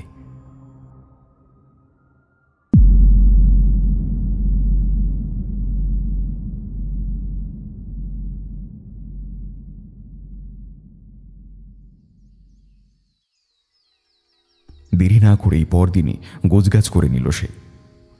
একটা ব্যাগে সামান্য কাপড় আর শীত বস্ত্র নিল। তারপর ফোন দিল জয়াকে। প্রায় ঘণ্টাখানেক আলাপ করল তার সঙ্গে। তাকে জানালো অ্যাডভেঞ্চারের জন্য রাঙামাটি যাবে, ফোনে না পেলে যাতে টেনশন না করে। তারপর স্কুলে গেল। বাকি থাকা খাতাগুলো কেটে সব রেখে এলো। বাজারে গিয়ে পছন্দ মতো সবজি মাছ কিনে রাঁধল নিজের খুশিতে। পেট ভরে খেয়ে শুয়ে পড়ল 10টার মধ্যেই। আর সকাল 5টায় শেষ পৌষের ভোরেই বেরিয়ে পড়ল তালা টালা মেরে। হাটহাজারি থেকে বাস করে রাঙামাটি সদর থেকে কাপ্তাই লেকে বোটে পাক্কা 4 ঘন্টার নৌবিহার শেষে পৌঁছালো রুমা থানায়। সেখান থেকে লোকাল গাড়িতে চড়ে সেপ্রুপাড়া পৌঁছাতে তখন ঘড়িতে 4:30 বাজে। এই অঞ্চলে এটিই শেষ লোকালয়। তারপর ঘন পাহাড়ি বন আর জলপ্রপাত ঘেঁষে পাণ্ডব বর্জিত অদৃশ্য পথ চলে গেছে ত্রিদেশীয় বিন্দুর দিকে। সেও কমসে কম প্রায় 2 ঘন্টার পথ। ঈশান ক্লান্ত অবসন্ন শরীরে হাঁটতে থাকে। এত লম্বা সফরের পর শরীর আর চলতে চায় না, কিন্তু চলতে হবে নৈরিত কোণ ধরে, তাও সেই সূর্যাস্ত পর্যন্ত। এদিকটায় কোনো জনবসতি নেই, কেবল সারি সারি বনাঞ্চল আর ঘর ফিরতি পাখিদের কলকাকলি। কখনো কখনো দূরবর্তী ঝর্ণার সরসর শব্দ আসে। এরকম হাঁটতে থাকে সে। জঙ্গলের রাস্তায় আলো কমে আসছে, সূর্য পশ্চিমে অস্তমান। এমন সময় হঠাৎ রাস্তাটা বদলে গেল। পথটা খানিকটা ঢালু হয়ে নেমে গেল একটি মাঠের দিকে। আর জনবিবর্জিত সেই মাঠের ওধারে দাঁড়িয়ে আছে একটি লোক। ঈশানকে দেখে হাত নাড়ালো। এমনভাবে লোকটা চেয়ে আছে যেন সে জানে ঈশান আসবে। লোকটাকে ওভাবে হাত নাড়াতে দেখে ঈশান অবাক হয়ে দাঁড়িয়ে পড়ে। চেনে নাকি ওকে? কিন্তু কি করে চিনবে? এমন ঘন ঘোর পাহাড়ি এলাকায় ও আগে কখনো আসেনি। লোকটাকেও কখনো দেখেছে বলে জানে না। তখনই লোকটা চেঁচিয়ে ওঠে, আরে আসেন বাবু, এইদিকে আসেন। ঈশানের ব্যাগটা কাঁধ থেকে আলগা হয়ে গেছিল। সেটি আবার তুলে নিয়ে হাঁটতে থাকে লোকটার দিকে। পরন্ত বেলায় পশ্চিম দিকে সূর্যের লালচে কমলা আলো এসে পড়েছে মাঠটায়। ঝিঁঝির ডাক এর মধ্যেই আরম্ভ হয়ে গেছে। লোকটার কাছে গিয়ে দাঁড়ালো ঈশান। প্রমাণ উচ্চতার লোক, বয়স 50-এর মতো হবে। চেহারায় মঙ্গলয়ের ছাপ, চাকমা কিংবা ওই রকম কোনো আদিবাসীর লোক হবে। সরু চোখ, বোঁচা নাক, কিন্তু এই চোখ জোড়া দৃষ্টি বড় তীক্ষ্ণ, যেন একদম ভেতরে সব কিছু দেখে নিতে পারে। দাঁতের গঠন যাচ্ছে তাই, পান খেয়ে খেয়ে দাঁত লাল, কয়েকটি ক্ষয়েও গেছে। দাঁত বের করে হেসে বলল, আসেন আসেন, আমি আপনার জন্যই অপেক্ষা করতেছিলাম। আমার জন্য? হ্যাঁ বাবু, আমি জানি তো আপনারে কে পাঠাইছে। কিন্তু আপনাকে তো আমি চিনি না। আমি হলাম গিয়ে রাজেন মগ, এই সামনের মগ পাড়ায় থাকি।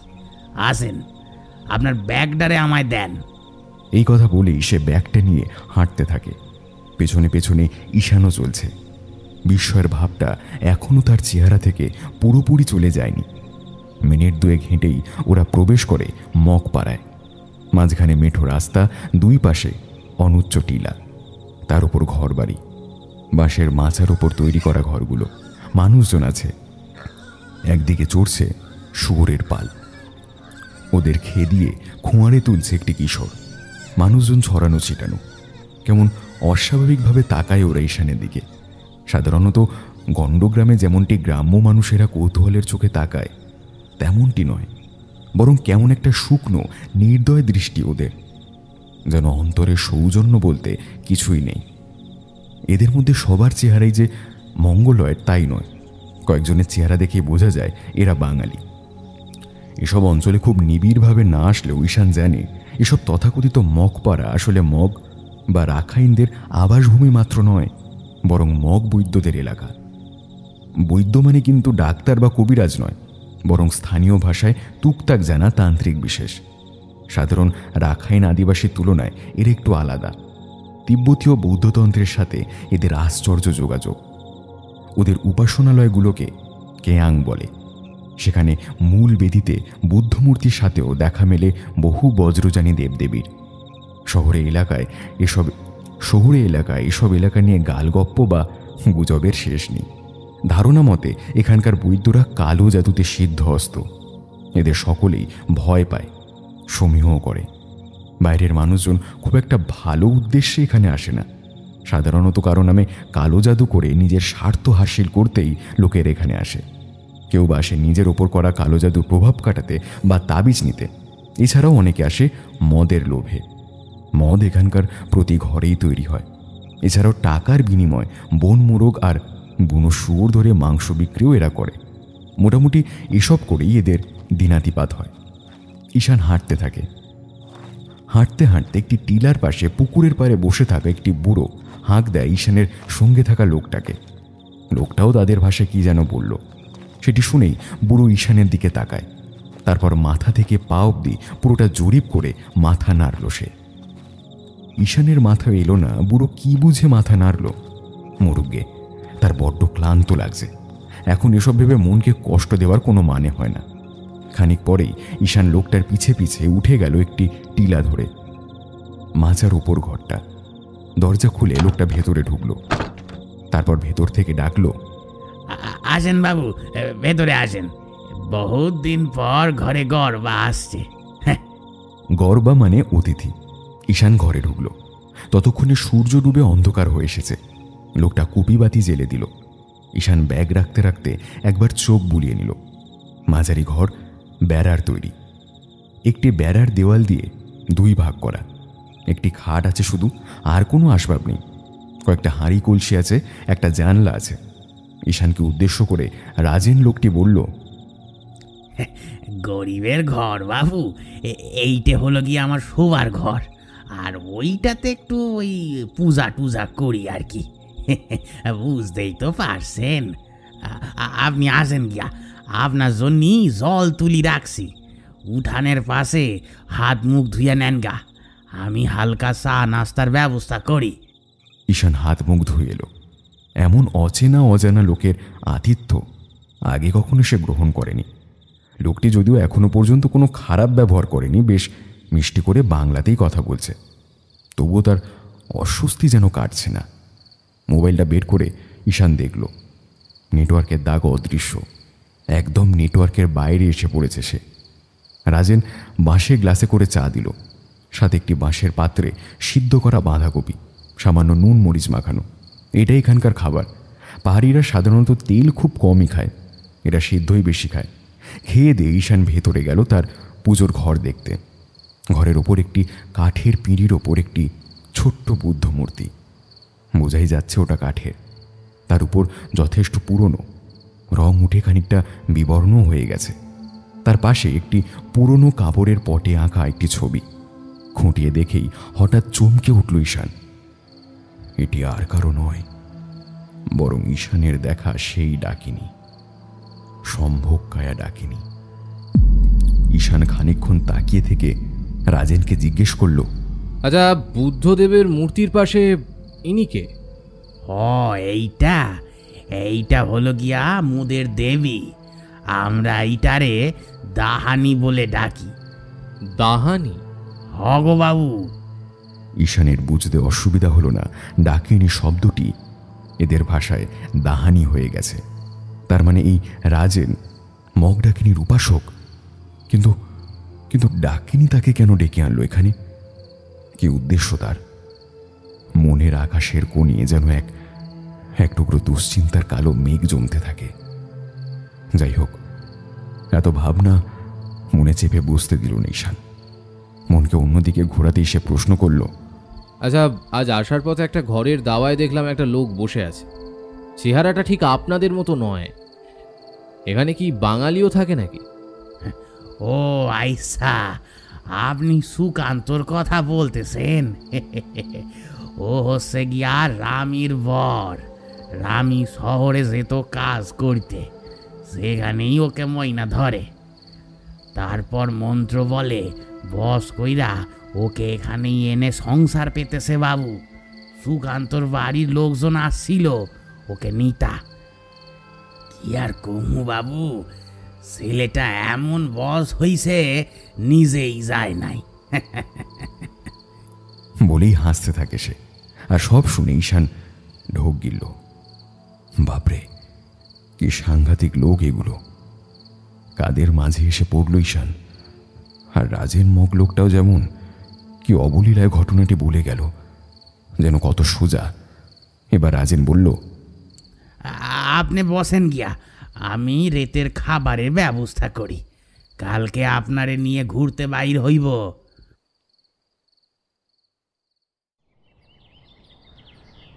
সকালে ঈশানের ঘুম যখন ভেঙেছে তখন ঘড়ির কাঁটায় সকাল 8:45। চোখ খুলতে সে দেখল তার পায়ের দিকে বসে আছে রাজেন, মুখে একটা বিস্তৃত হাসি। সকাল সকালই হাসি দেখতে ভালো লাগে না তার। কেন তা ঠিক জানে না সে। যাই হোক, বিছানা ছেড়ে হাত মুখ ধুয়ে এসে ঘরে বসল। রাজেন তাকে এনে দিল সেই বাঁশের গ্লাসের চা আর একরকম চালের পিঠা জাতীয় কিছু, আর একটা বাটিতে ভরা ঘন বাদামি রঙের কোনো তরল। সুঘ্রাণেই বলে দিচ্ছে এটি খেজুরের রস। শীতের সকালে এই জিনিস দারুণ। খেয়ে দিয়ে ঈশান তৈরি হয়ে নিল পাড়া বেরোনোর জন্য। ঈশান হাঁটছে রাজেনের সাথে। আশেপাশে কর্মচাঞ্চল্য। পাহাড়ের ঢালে জুম চাষ করে বেশিরভাগ পাহাড়ি, তাতে ধান, আনারস এসব হয়। ধান অবশ্য এখন নেই। সাধারণ গ্রাম বাংলায় যেমন গরু চড়তে দেখা যায়, এখানে তেমন শুয়োর আর বড় বড় মোরগ মুরগিও চোখে পড়ে। তবে মানুষগুলো দেখতে অদ্ভুত। এদের চাউনি যেন কেমন, চেহারায় ঔৎসুক্যের বদলে কেমন যেন কুটিলতা। হাঁটতে হাঁটতে পাড়া থেকে খানিক দূরে একটি মাঠে এসে দাঁড়ায় ওরা। মাঠটা আসলে একটা প্রাইমারি স্কুলের। তার উপর সাদা রং দিয়ে দাগ দেওয়া হয়েছে। ফুটবল খেলা হবে। ঈশান অবাক হয়ে জিজ্ঞেস করেছিল, এত প্রত্যন্ত আদিবাসী অঞ্চলে ফুটবল? জবাব এলো, ওরা তো বহুদিন ধরে এই খেলা খেলছে। তবে একটি ব্যাপার ঈশানের দৃষ্টি আকর্ষণ করল। মাঠের একদিকে একদল ছেলে দাঁড়িয়ে, সম্ভবত একটি টিম, আর তার মাঝখানে দাঁড়িয়ে একজনের হাতে একটি কালো মুরগি। সেই ছেলেটি মুখ নিচু করে মুরগিটির পিঠে কী সব যেন আউড়ে চলেছে। প্রায় মিনিট 5 আউড়ানোর পর মুরগিটি ছেড়ে দিল সে। আর তারপর মুরগি সামনে সামনে হাঁটতে থাকলো আর দানা ছড়াতে থাকলো মুরগিটির সামনে। আর মুরগিটিও খেয়ে খেয়ে এগোচ্ছে। রাজেনকে ডেকে বিষয়টি জিজ্ঞেস করতেই সে যা বলল তার সারমর্ম হলো এই যে ওদের টিমের ক্যাপ্টেন প্রথমত মুরগিটিকে মন্ত্রপুত করেছে, তারপর মুরগিটিকে দানার লোভ দেখিয়ে পুরো মাঠটাকেই মন্ত্রপুত করে নিচ্ছে যাতে তারাই যেতে। এ কথা শুনে ঈশান যেমন অবাক হলো তেমনি হাসিও পেল। বটে, এমনও হয় নাকি? সে তারপর হাসতে হাসতে বলল, তো এই পক্ষ না হয় জাদুটোনা করেছে, অন্য পক্ষ কি বসে থাকবে? রাজেন তখন অন্যদিকে আঙুল দেখালো। ঈশান দেখল আরেকটি ছেলে একটি মাটির পাত্র থেকে জল ছিটিয়ে ছিটিয়ে আসছে। বটে, এরাও কম যায় না। ঈশান ভারী বিনোদন পেল এসব দেখে। কে জানে এই কালো জাদুর ক্ল্যাশে কে জিতবে। হাঁটতে হাঁটতে ঈশান আরেকটি ফাঁকা জায়গায় এসে পড়ল। সে দেখল সেখানটায় মাঝখান বরাবর একটা বড় সড়ো ঝাঁকড়া বট গাছ। বোঝাই যায় বেশ বুড়ো, কিন্তু তার আশেপাশে তেমন কেউ নেই। এমন সময় দেখল একটি বছর তিনেকের বাচ্চা দৌড়ে দৌড়ে আসছে ঈশানের বিপরীত দিক থেকে। তার পেছন পেছন একটি মেয়ে, সম্ভবত বাচ্চার মা। বাচ্চাটি ছুটছিল গাছটার দিকে। গাছটার কাছাকাছি যেতেই বাচ্চার মা বাচ্চাকে ধরে হ্যাঁচকা টান মারল, তারপর ঠাস করে বসিয়ে দিল পিঠের ওপর। ভ্যাক করে কেঁদে ওঠে বাচ্চাটা। বাচ্চাটার মা চোখ বড় করে ঠোঁটে তর্জনী চেপে চুপ করতে ইশারা করল, আর তারপর গাছের সামনে বসে পড়ল হাঁটু গেড়ে। ততক্ষণে মেয়েটির চোখে ফুটে উঠল আতঙ্ক। হাত জোর করে দুর্বোধ্য ভাষায় কি যেন বলল, যেন বড় অপরাধ করে ফেলেছে। তারপর বাচ্চাকে বুকে চেপে ধরে দ্রুত চলে গেল। ঈশান হতভম্ব হয়ে সব দেখল। রাজেনকে জিজ্ঞেস করতেই সে জানল এই গাছে অপদেবতার বাস। সে অপদেবতা নাকি শিশু আর কুমারী মেয়েদের রক্ত খুব ভালোবাসে, আর তাই এর ছায়ায় কোনো শিশু বা কুমারীকে আসতে দেওয়া হয় না। আর যদি আসেও তাহলে উপযুক্ত ভেট দিয়ে যেতে হয়, আর তাতে ওই শিশু বা কুমারীর রক্ত খানিকটা মেখে আনতে হয়। ঈশান অবশ্য রাজেনের কথা ফলতেও দেখলে, কারণ একটু পরেই মেয়েটি ফিরে এলো আবার গাছটার কাছে। হাতে একটি বড় মোরগ। পা বাঁধা মোরগটি রেখে সে আবার হাত জোর করে কি যেন বলল, তারপর মুখ চেপে আবার চলে গেল। ঈশান বুঝল মেয়েটি কাঁদছে। না, অপদেবতার ভয় নয়, নিজের হাতে সন্তানের শরীরে ক্ষত করতে হয়েছে তাই। রাজেন বলল, বাবু, বিকেল বেলায় আপনারে একজনের কাছে নিয়ে যাব। ও জানে এইটার ইতিহাস কি আছে। এই বলে সে হাঁটতে থাকে। ঈশানও পিছু নিল তার। একটি টিলার উপর উঠে রাজেন বলল, বাবু, আপনারে একখান জিনিস দেখাবো, খারান। ওই দেখেন, ওই তো ওই দিকে দেখেন দেখেন। বলে সে আঙুল দিয়ে ইশারা করল তাদের সম্মুখে। ঈশান দেখল ঘন অরণ্য পরিবেষ্টিত একটি কালচে সবুজ পাহাড় দেখা যাচ্ছে, যার উচ্চতা আশেপাশের সব পাহাড়ের তুলনায় বেশি। ঈশান বলল, কি আর দেখবো, এ তো পাহাড়। এটা যেমন তেমন পাহাড় নয় বাবু, যেমন তেমন পাহাড় নয়। তাহলে? লোকে বলে আমাদের দাহানি ঠাকুরাইন ওইখানেই থাকে বাবু। মানে ওই যার ছবি দেখলাম? হ্যাঁ, সেইটাই। ঠাকুরাইন মা ওইখান থেকে আমাদের সকলের উপর নজর রাখছেন। ঈশান যার পণ্যায় বিস্মিত, নিজের কানকেই যেন বিশ্বাস করতে পারছে না সে। বটে, এটি সেই ডাকিনীর বাসস্থান। কিছুক্ষণ চুপ থাকার পর ঈশান এবার জানতে চাইল, আচ্ছা, ওই পাহাড়ে কি গিয়েছেন কখনো, বা কেউ গেছে এমনটা শুনেছেন? পাগল নাকি বাবু? ওই জায়গায় সবাই যাইতে পারে না, আর যারা যাওয়ার চেষ্টা করে তারা সবাই মারা পড়ে বাবু। তো কারা যেতে পারে? সেটার জন্যই বহুত সাধনা করতে হয়, অনেক কঠিন সাধনা বাবু। সাধনা করি যদি কেউ যোগ্যতা অর্জন করিছে, তাহলেই সে ওই খান্ডারে যাইতে পারে। কিরকম সাধনা?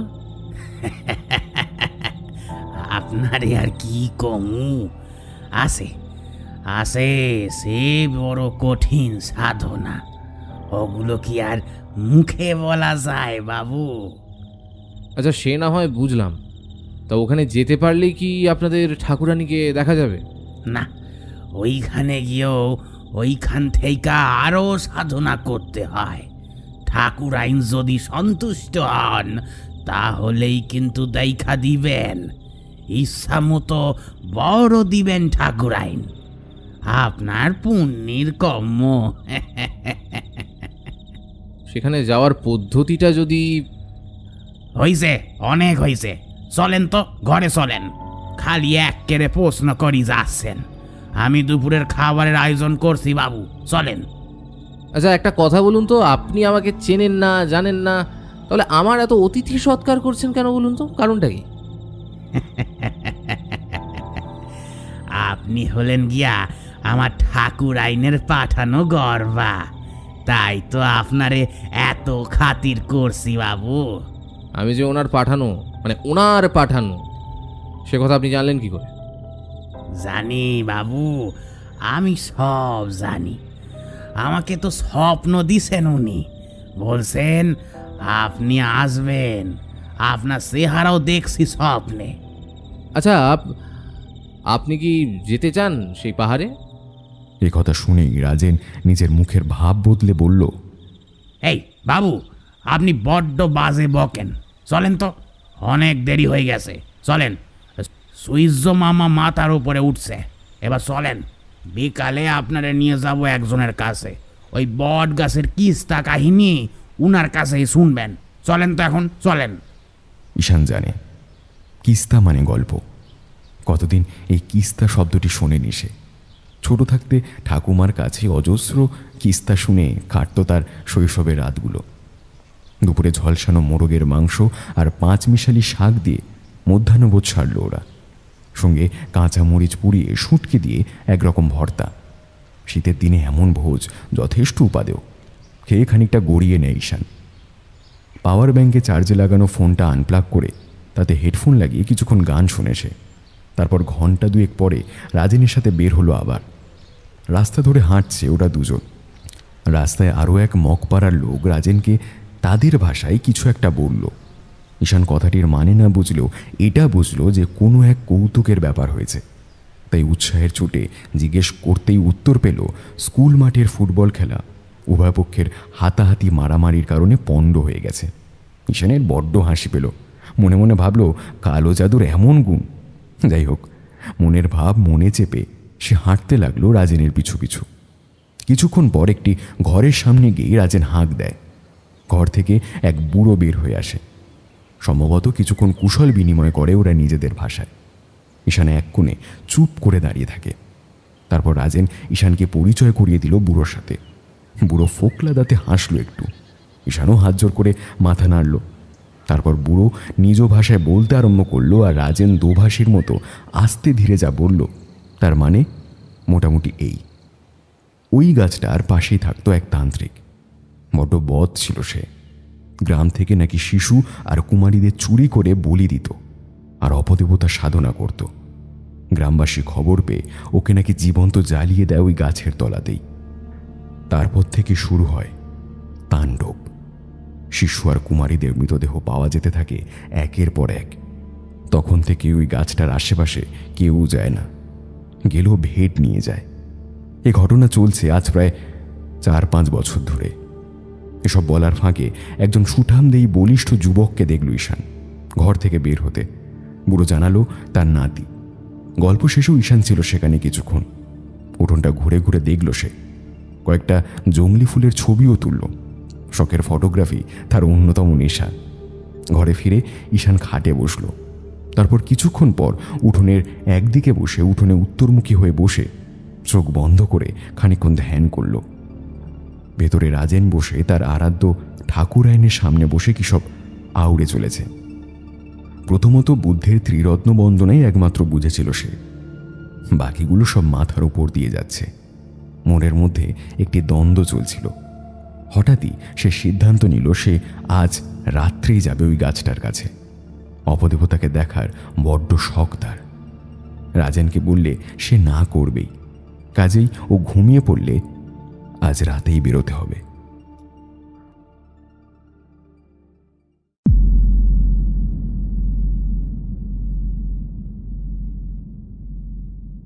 ঘড়িতে তখন সময় 10:30।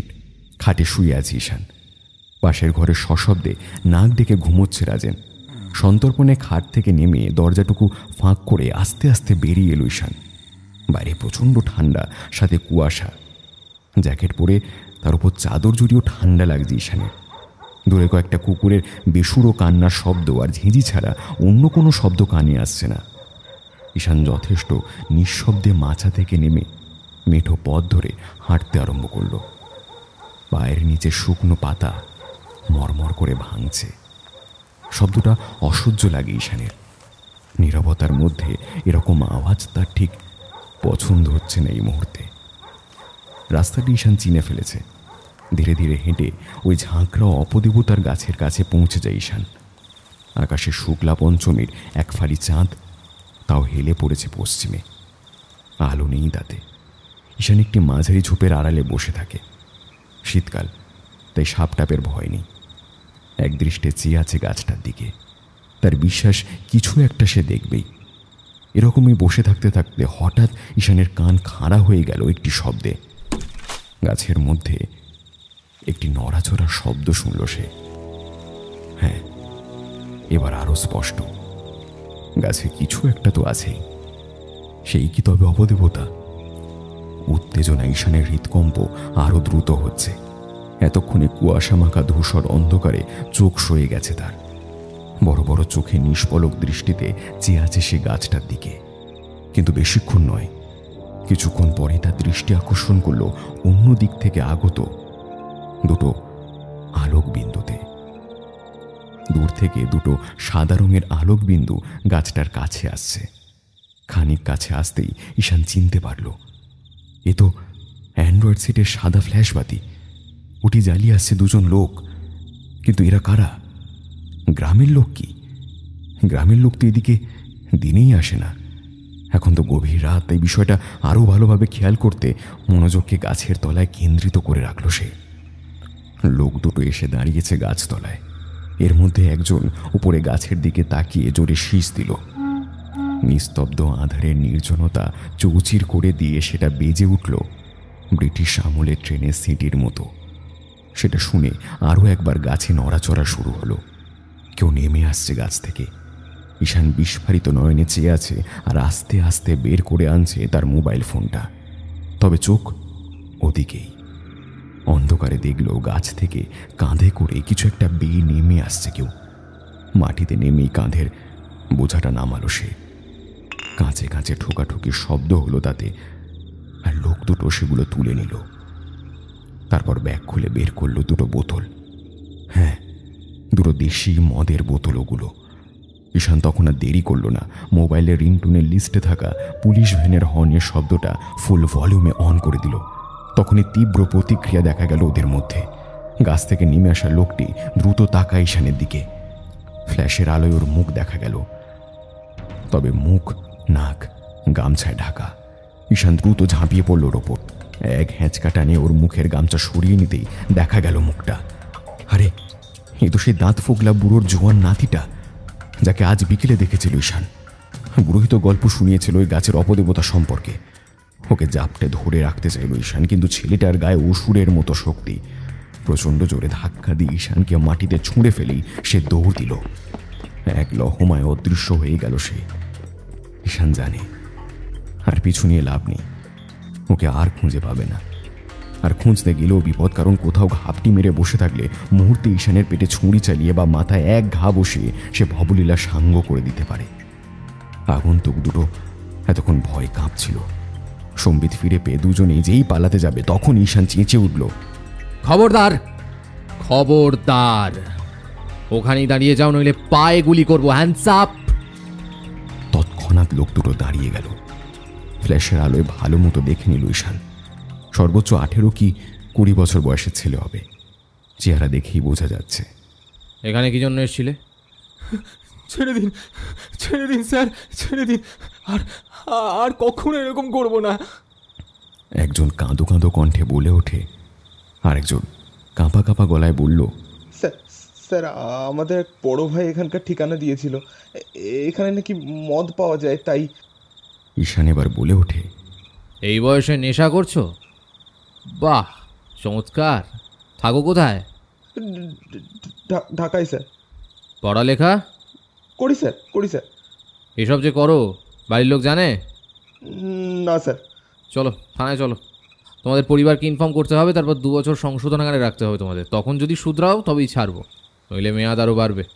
এবার ছেলে দুটো ওর পায়ে পড়ে যায়। স্যার স্যার স্যার, আমাদের আমাদের এত বড় সর্বনাশ করবেন না স্যার। আমাদের মান ইজ্জত ডুবে যাবে স্যার। দয়া করেন স্যার, এবারের মতো ছেড়ে দিন স্যার। আমরা কালকে সকালেই ফিরে যাব স্যার। ঈশান কণ্ঠে আরও গাম্ভীর্য এনে বলল, আর কখনো এসব চক্করে পড়বে? ছেলে দুটো কান ধরে কেঁদে ওঠে। একদম না স্যার, একদম না, কখনো করব না। ঈশান এবার ওদের যেতে দেয়। ওর হাতে এখনও ওই যুবকের গামছাটা রয়ে গেছে। বিকেলে যুবকটির কাঁধেই দেখেছিল এটা। পরদিন সকালবেলা বুড়োর সামনে ভিড় জমেছে। ঈশানের মারফতে রাজেন সবটা জেনে নিজের ভাষায় বর্ণনা করেছে গ্রামবাসীকে। সবাই বুড়োর ওপরে ক্ষুব্ধ।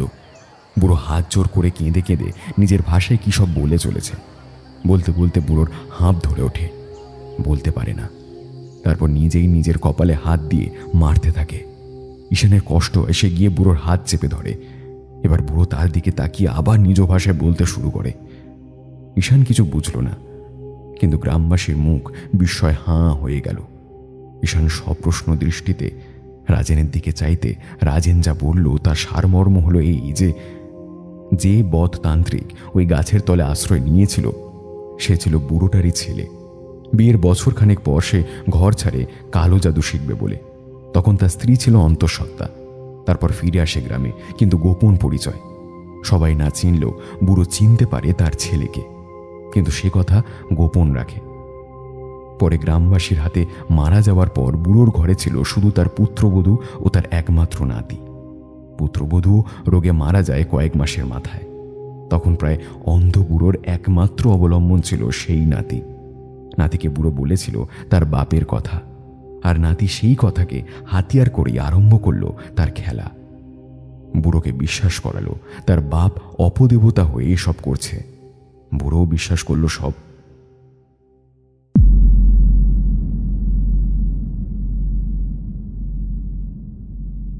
তখন সন্ধ্যা হয়ে এসেছে। রাজেন বসে বসে শাক কাটছিল। তখন ঈশানকে জিজ্ঞেস করলো, বাবু, আপনি কেমনে জানলেন যে ওইখানে কোনো অপদেবতা নাই? ওইটা মাইন্সেরই কাজ। আপনি যবে আমাকে ওই বুড়োর ঘরে নিয়ে গেলেন বিকেলে, তখনই দেখলাম বুড়োর ঘরের ভেতর অনেক মোরগ মুরগি রাখা। তার মধ্যে আবার একটা মোরগ ছিল যেটা ওই দিন আমি এক মহিলাকে গাছের তলায় রাখতে দেখেছি।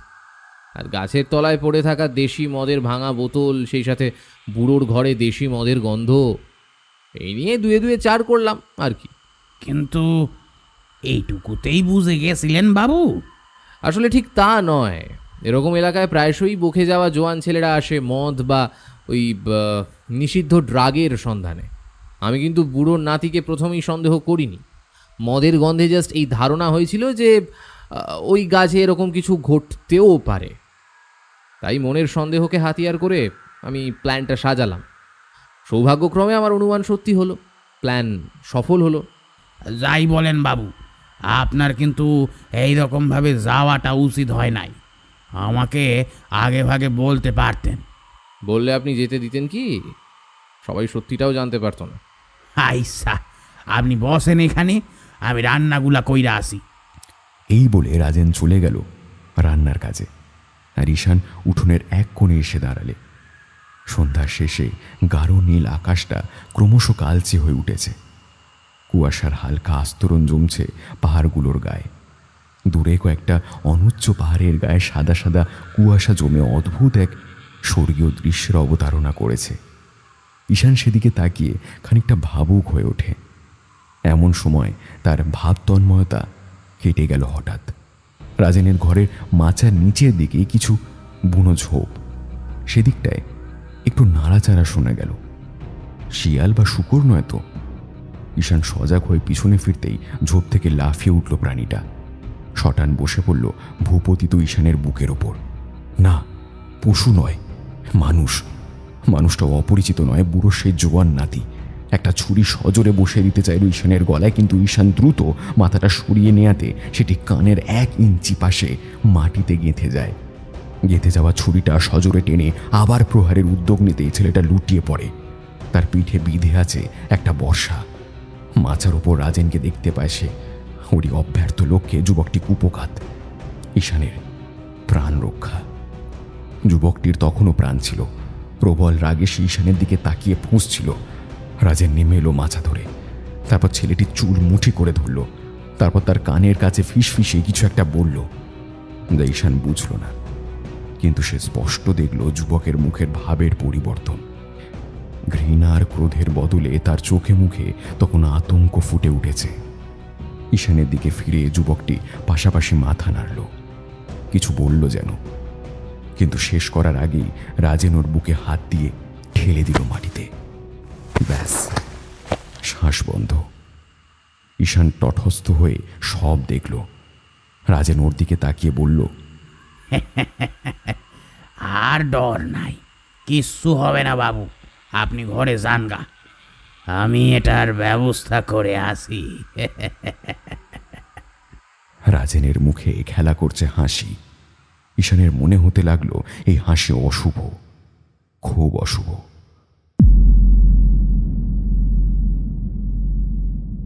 ঈশান ঘুমিয়েছিল।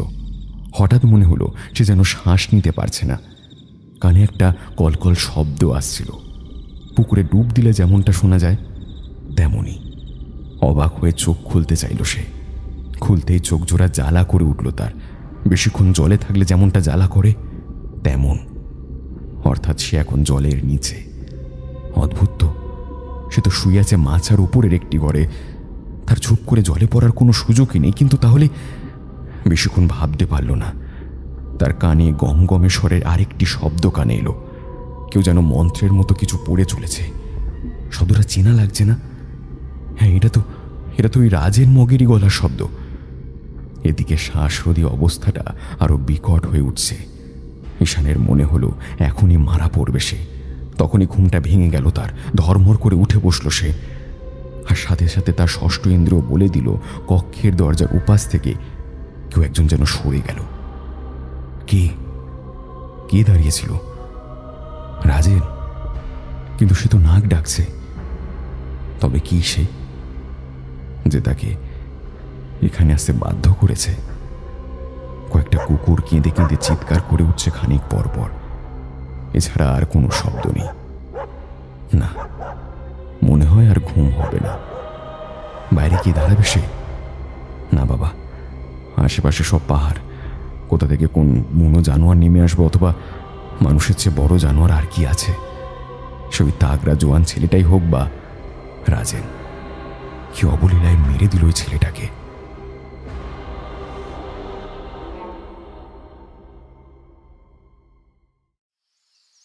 পরদিন সকাল। রাজেন সকাল সকালই বেরিয়ে গেল ঘর থেকে।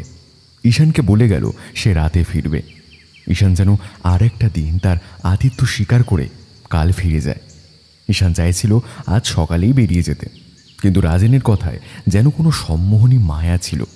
তবে রাজেন তাকে বলেছিল সে চাইলে রাজেনের সাথে যেতে পারে। সেও যেতে চেয়েছিল, কিন্তু যাবার সময় ঘটল বিপত্তি। বাঁশের মাচার সিঁড়ি বেয়ে নামতে গিয়ে পা হড়কে পায়ে হালকা মোচড় খেল।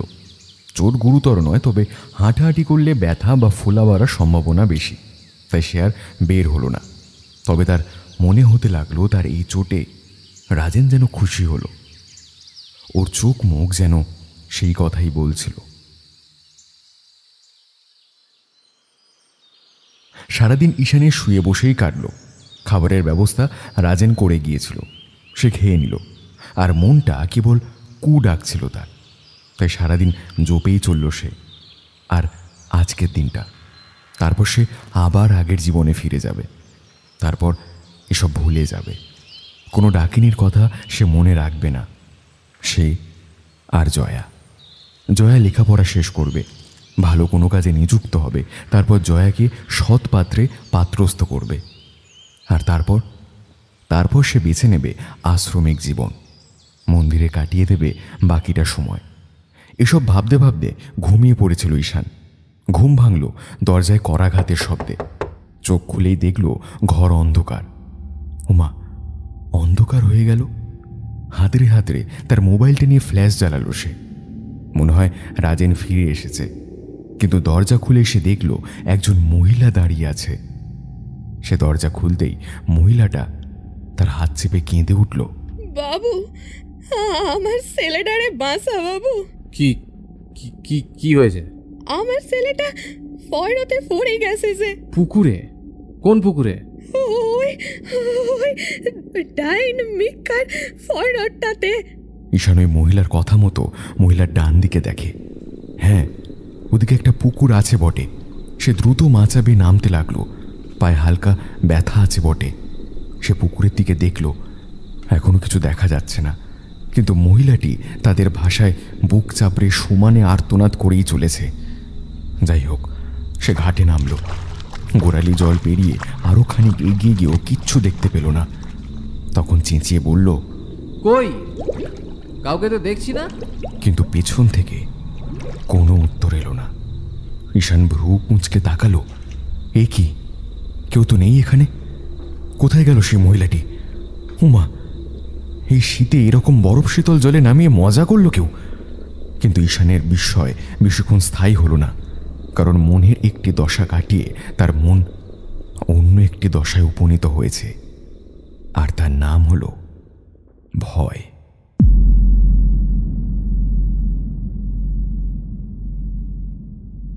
ঈশান অনুভব করল জলের তলায় কেউ তার পা জোড়ে আঁকড়ে ধরেছে।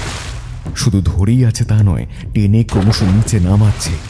ক্রমশ হাঁটু জল হয়ে তার শরীর নেমে যাচ্ছে বুক জল গভীরতায়। প্রবল ঠান্ডায় ঠক ঠক করে কাঁপছে সে। হাতগুলো ক্রমশ শরীরকে আরো টানিয়ে নামাচ্ছে। এমন সময় ওপরে আকাশের দিকে চোখ গেল ঈশানের। এ কি, আকাশ এরকম রক্তের মতন লাল রঙেরও হতে পারে কি? এবার তার কানে এলো মন্ত্রের মতো কিছু দুর্বোধ্য শব্দাবলী। পারে দাঁড়িয়ে কেউ কিছু একটা পাঠ করছে কি? এই শব্দটা খুব চেনা লাগছে না? হ্যাঁ, এরকম শব্দ গত রাতে স্বপ্নে শুনেছিল না সে? তবে পারে কে দাঁড়িয়ে আছে? রাজেন। ঈশান দ্রুত শব্দের দিকে দেখল। তার সামনে নৈরিত কোণে রাজেন দাঁড়িয়ে আছে। ঈশানের রক্তাভ আলোয় তাকে দেখতে নরকের কোনো অভিশপ্ত পিশাচের মতোই ভয়ানক দেখাচ্ছে। স্বপ্নের কথা মনে পড়ছে ঈশানের। তবে কি গত রাতে দেখা স্বপ্ন বাস্তবে ফলতে চলেছে? ঈশান সবিস্ময়ে চেয়ে আছে রাজেনের দিকে। রাজেন বিড় করে মন্ত্র পড়তে পড়তে ক্রমশ জলে নেমে পড়ল লাফ দিয়ে। এই শীতে ওর গা খালি, পরনে কালো লুঙ্গির মতন কিছু একটা। ক্রমশ এগিয়ে আসছে সেই ঈশানের দিকে। এতক্ষণ ভয় ও বিস্ময়ের ধাক্কায় নাজেহাল হয়ে গেলেও ঈশান আরও একটা বিষয় অনুভব করতে আরম্ভ করল। তার পা যারা এতক্ষণ যারা জলের তলায় জড়িয়ে রেখেছিল, সে বাঁধনটা কেমন আলগা হতে আরম্ভ করেছে। রাজেন যতই নিকটে আসছে, বাঁধন আরও আলগাতর হচ্ছে। এদিকে রাজেনও অনেকটা কাছে চলে আসছে। ওর পুরো শরীরটা যেন নিশ্চল পাথরের মূর্তি, কেবল ঠোঁট জোড়া নড়ছে। এবার ধীরে ধীরে ও নিজের বাম হাতটা উপরে তোলে। সব আঙ্গুল মুষ্টিবদ্ধ, কেবল বৃদ্ধাঙ্গুলটা খাঁড়া হয়ে আছে। ঈশান জানে এ সমস্ত মগতান্ত্রিকদের এটাই সম্মোহনের নিয়ম। ওরা দুই ভ্রুয়ের মাঝে, যেটাকে কিনা যোগশাস্ত্রে আজ্ঞাচক্র বলে, সেখানটায় বুড়ো আঙুল চেপে ব্যক্তিকে সম্মোহিত করে নিজের বশে নিয়ে আসতে পারে। কি সর্বনাশ, লোকটা তাকে সম্মোহিত করতে চায় নাকি? তারপর না জানি কি করবে। না, পালাতে হবে, তাকে পালাতেই হবে। এসব ভাবতে ভাবতে ওর পায়ের তলার বাঁধনগুলো সম্পূর্ণ আলগা হয়ে গেল। রাজেন আর ঈশানের মধ্যে এখন কেবল এক হাতের দূরত্ব। তখন এই কাণ্ডটা ঘটাল ঈশান। জলের মধ্যেই সর্বশক্তি প্রয়োগে রাজেনের তলপেট বরাবর সজোরে কষিয়ে লাথি মারল সে। দুম করে ছিটকে পড়ল সে। ঈশান আর পিছে না দেখে দ্রুত সাঁতরে পাড়ের দিকে যেতে থাকে। মাঘের রাতে বরফ ঠান্ডা জলে সাঁতরানো খুব কঠিন, কিন্তু এখন প্রাণ বাঁচানো দায়। পাড়ে দাঁড়িয়ে সে দেখল রাজেন রাগে ফোঁপাতে ফোঁপাতে কিছু মন্ত্র পড়ে জলের পৃষ্ঠে সজোরে আঘাত করে। আর তারপর জলের তলা থেকে মাথা তুলে বেরিয়ে আসতে থাকে বিকট দর্শন ভয়ানক সব পিশাচ।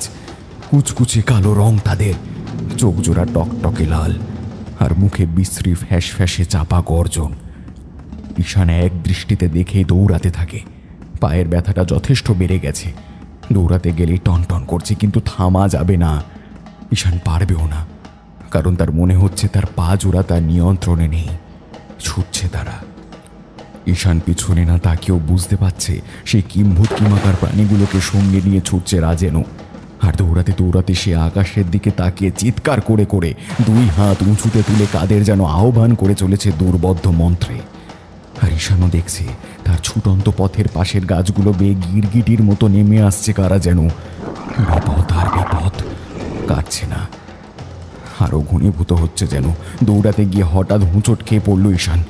এ কি, কিসে হুঁচট খেল সে? মাটি ফুঁড়ে বেরিয়ে আসছে একটা নখযুক্ত হাত। তার আশেপাশে আরও কয়েকটি জায়গায় মাটিতে ফাটল ফুটে উঠছে। মানে কি, আরও হাত উঠে আসবে নাকি? ঈশান ভয় ঢোক গিলল। তবে তখনই আরেকটি দৃশ্য ঈশানের নজর কাড়ল। এতক্ষণ যে আকাশ রক্ত লাল হয়েছিল তার রক্তিম পর্দা এখন ক্রমশ সরে আসছে। হ্যাঁ, কেউ যেন গুটিয়ে নিচ্ছে সেটা। এই দৃশ্য ঈশানের মনে আবার আশা সঞ্চার করল। আর তার পায়ের পাশে মাটি থেকে উত্থিত হাতটাকে লাথি মেরে আবার দৌড়াতে আরম্ভ করল সে। পেছনে রাজেন আর বাকি প্রাণীগুলো। ঈশান দৌড়ায় আর আকাশের দিকে তাকায়। হ্যাঁ, নিয়মিত বিরতিতে আকাশ তার কৃষ্ণাবা ফিরে পাচ্ছে। আর ওদিকে সক্রোধে চিৎকার করতে করতে দৌড়াচ্ছে রাজেন।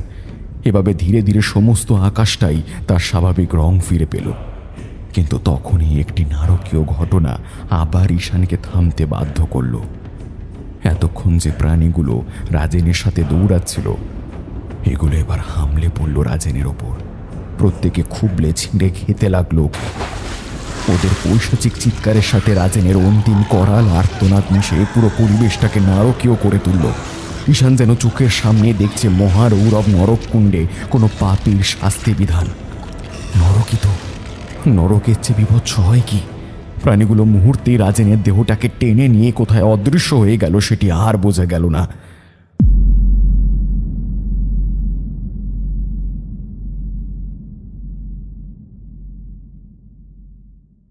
ঈশান কাঁপতে কাঁপতে বসে পড়ে মাটিতে। এখন পরিবেশ শান্ত। 5-10টা শীতের রাতের মতোই কুয়াশার ধূম্র আলোকে ঘিরে ধরেছে। শীতও লাগছে। কি হলো? কেন হলো? কিছু ঈশানের মাথায় ঢুকছে না। এমন সময় তার সামনে প্রকট হলো সেই পরিচিত লাল ধোঁয়ার কুণ্ডলী। খানিক বাদে সেখান থেকে বেরিয়ে এলো সে। হ্যাঁ, সে ডাকিনি, সম্ভোগ কায়া ডাকিনি। শূন্যের ওপর আসন করে বসে আছে সে।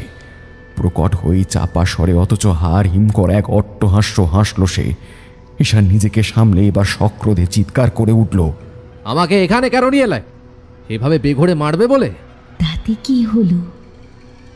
বেঁচে গেলি তো এই যাত্রায়। খেলার প্রথম অঙ্কে কেমন জিতে গেলি দেখ। খেলা? হ্যাঁ, এটা খেলা? হ্যাঁ, আমি শিকার নিয়ে খেলতে বড় ভালোবাসি। মারার জন্য এত নাটক না করলে চলতো না? না না, সহজে মরলে আমার আত্মতৃপ্তি হবে না। 2 বছর আমি অতৃপ্তিতে থেকেছি। আমার অতৃপ্তির মূল্য দিবি না? রাজিন আমার উপাসক ছিল। ও যেতে চেয়েছিল আমার পর্বতে গিয়ে ডাকিনী সিদ্ধ হতে। তার জন্য দরকার ছিল সব পাত্রে নৈবেদ্য নিবেদন। আর তোকে আমি ডেকে এনেছিলাম সেই সব পাত্র হিসাবে। কিন্তু নিয়তির খেলা দেখ, তুই পিছিয়ে গেলি।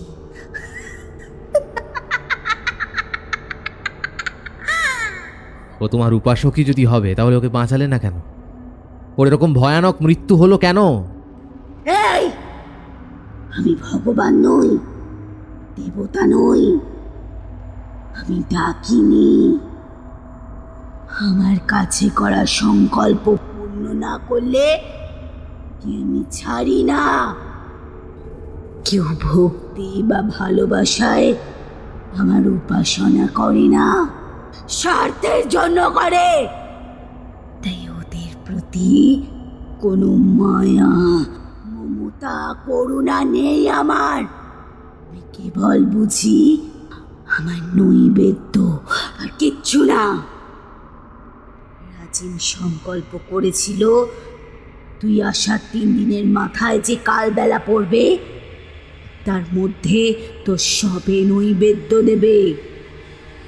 দিতে পারেনি তাই ও মরেছে। এবার আমাকে ছাড়ো, আমি আর পারছি না।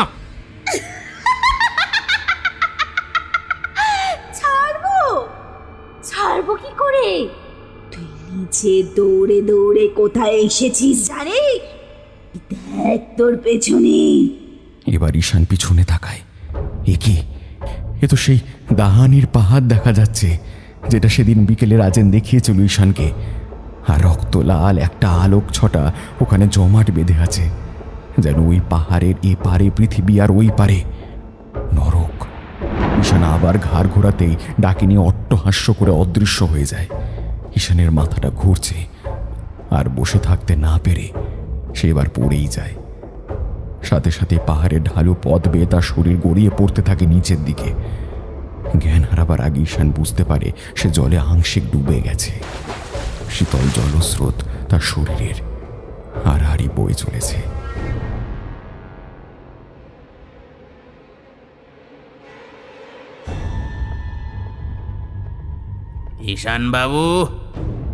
ঈশান বাবু, আপনার রহস্যভেদ এবার কি করে সম্পূর্ণ হবে?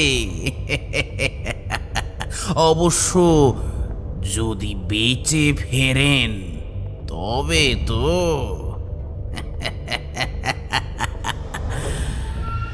আজকের মতো বিদায়। দেখা হচ্ছে আপনাদের সঙ্গে পরের পর্বে।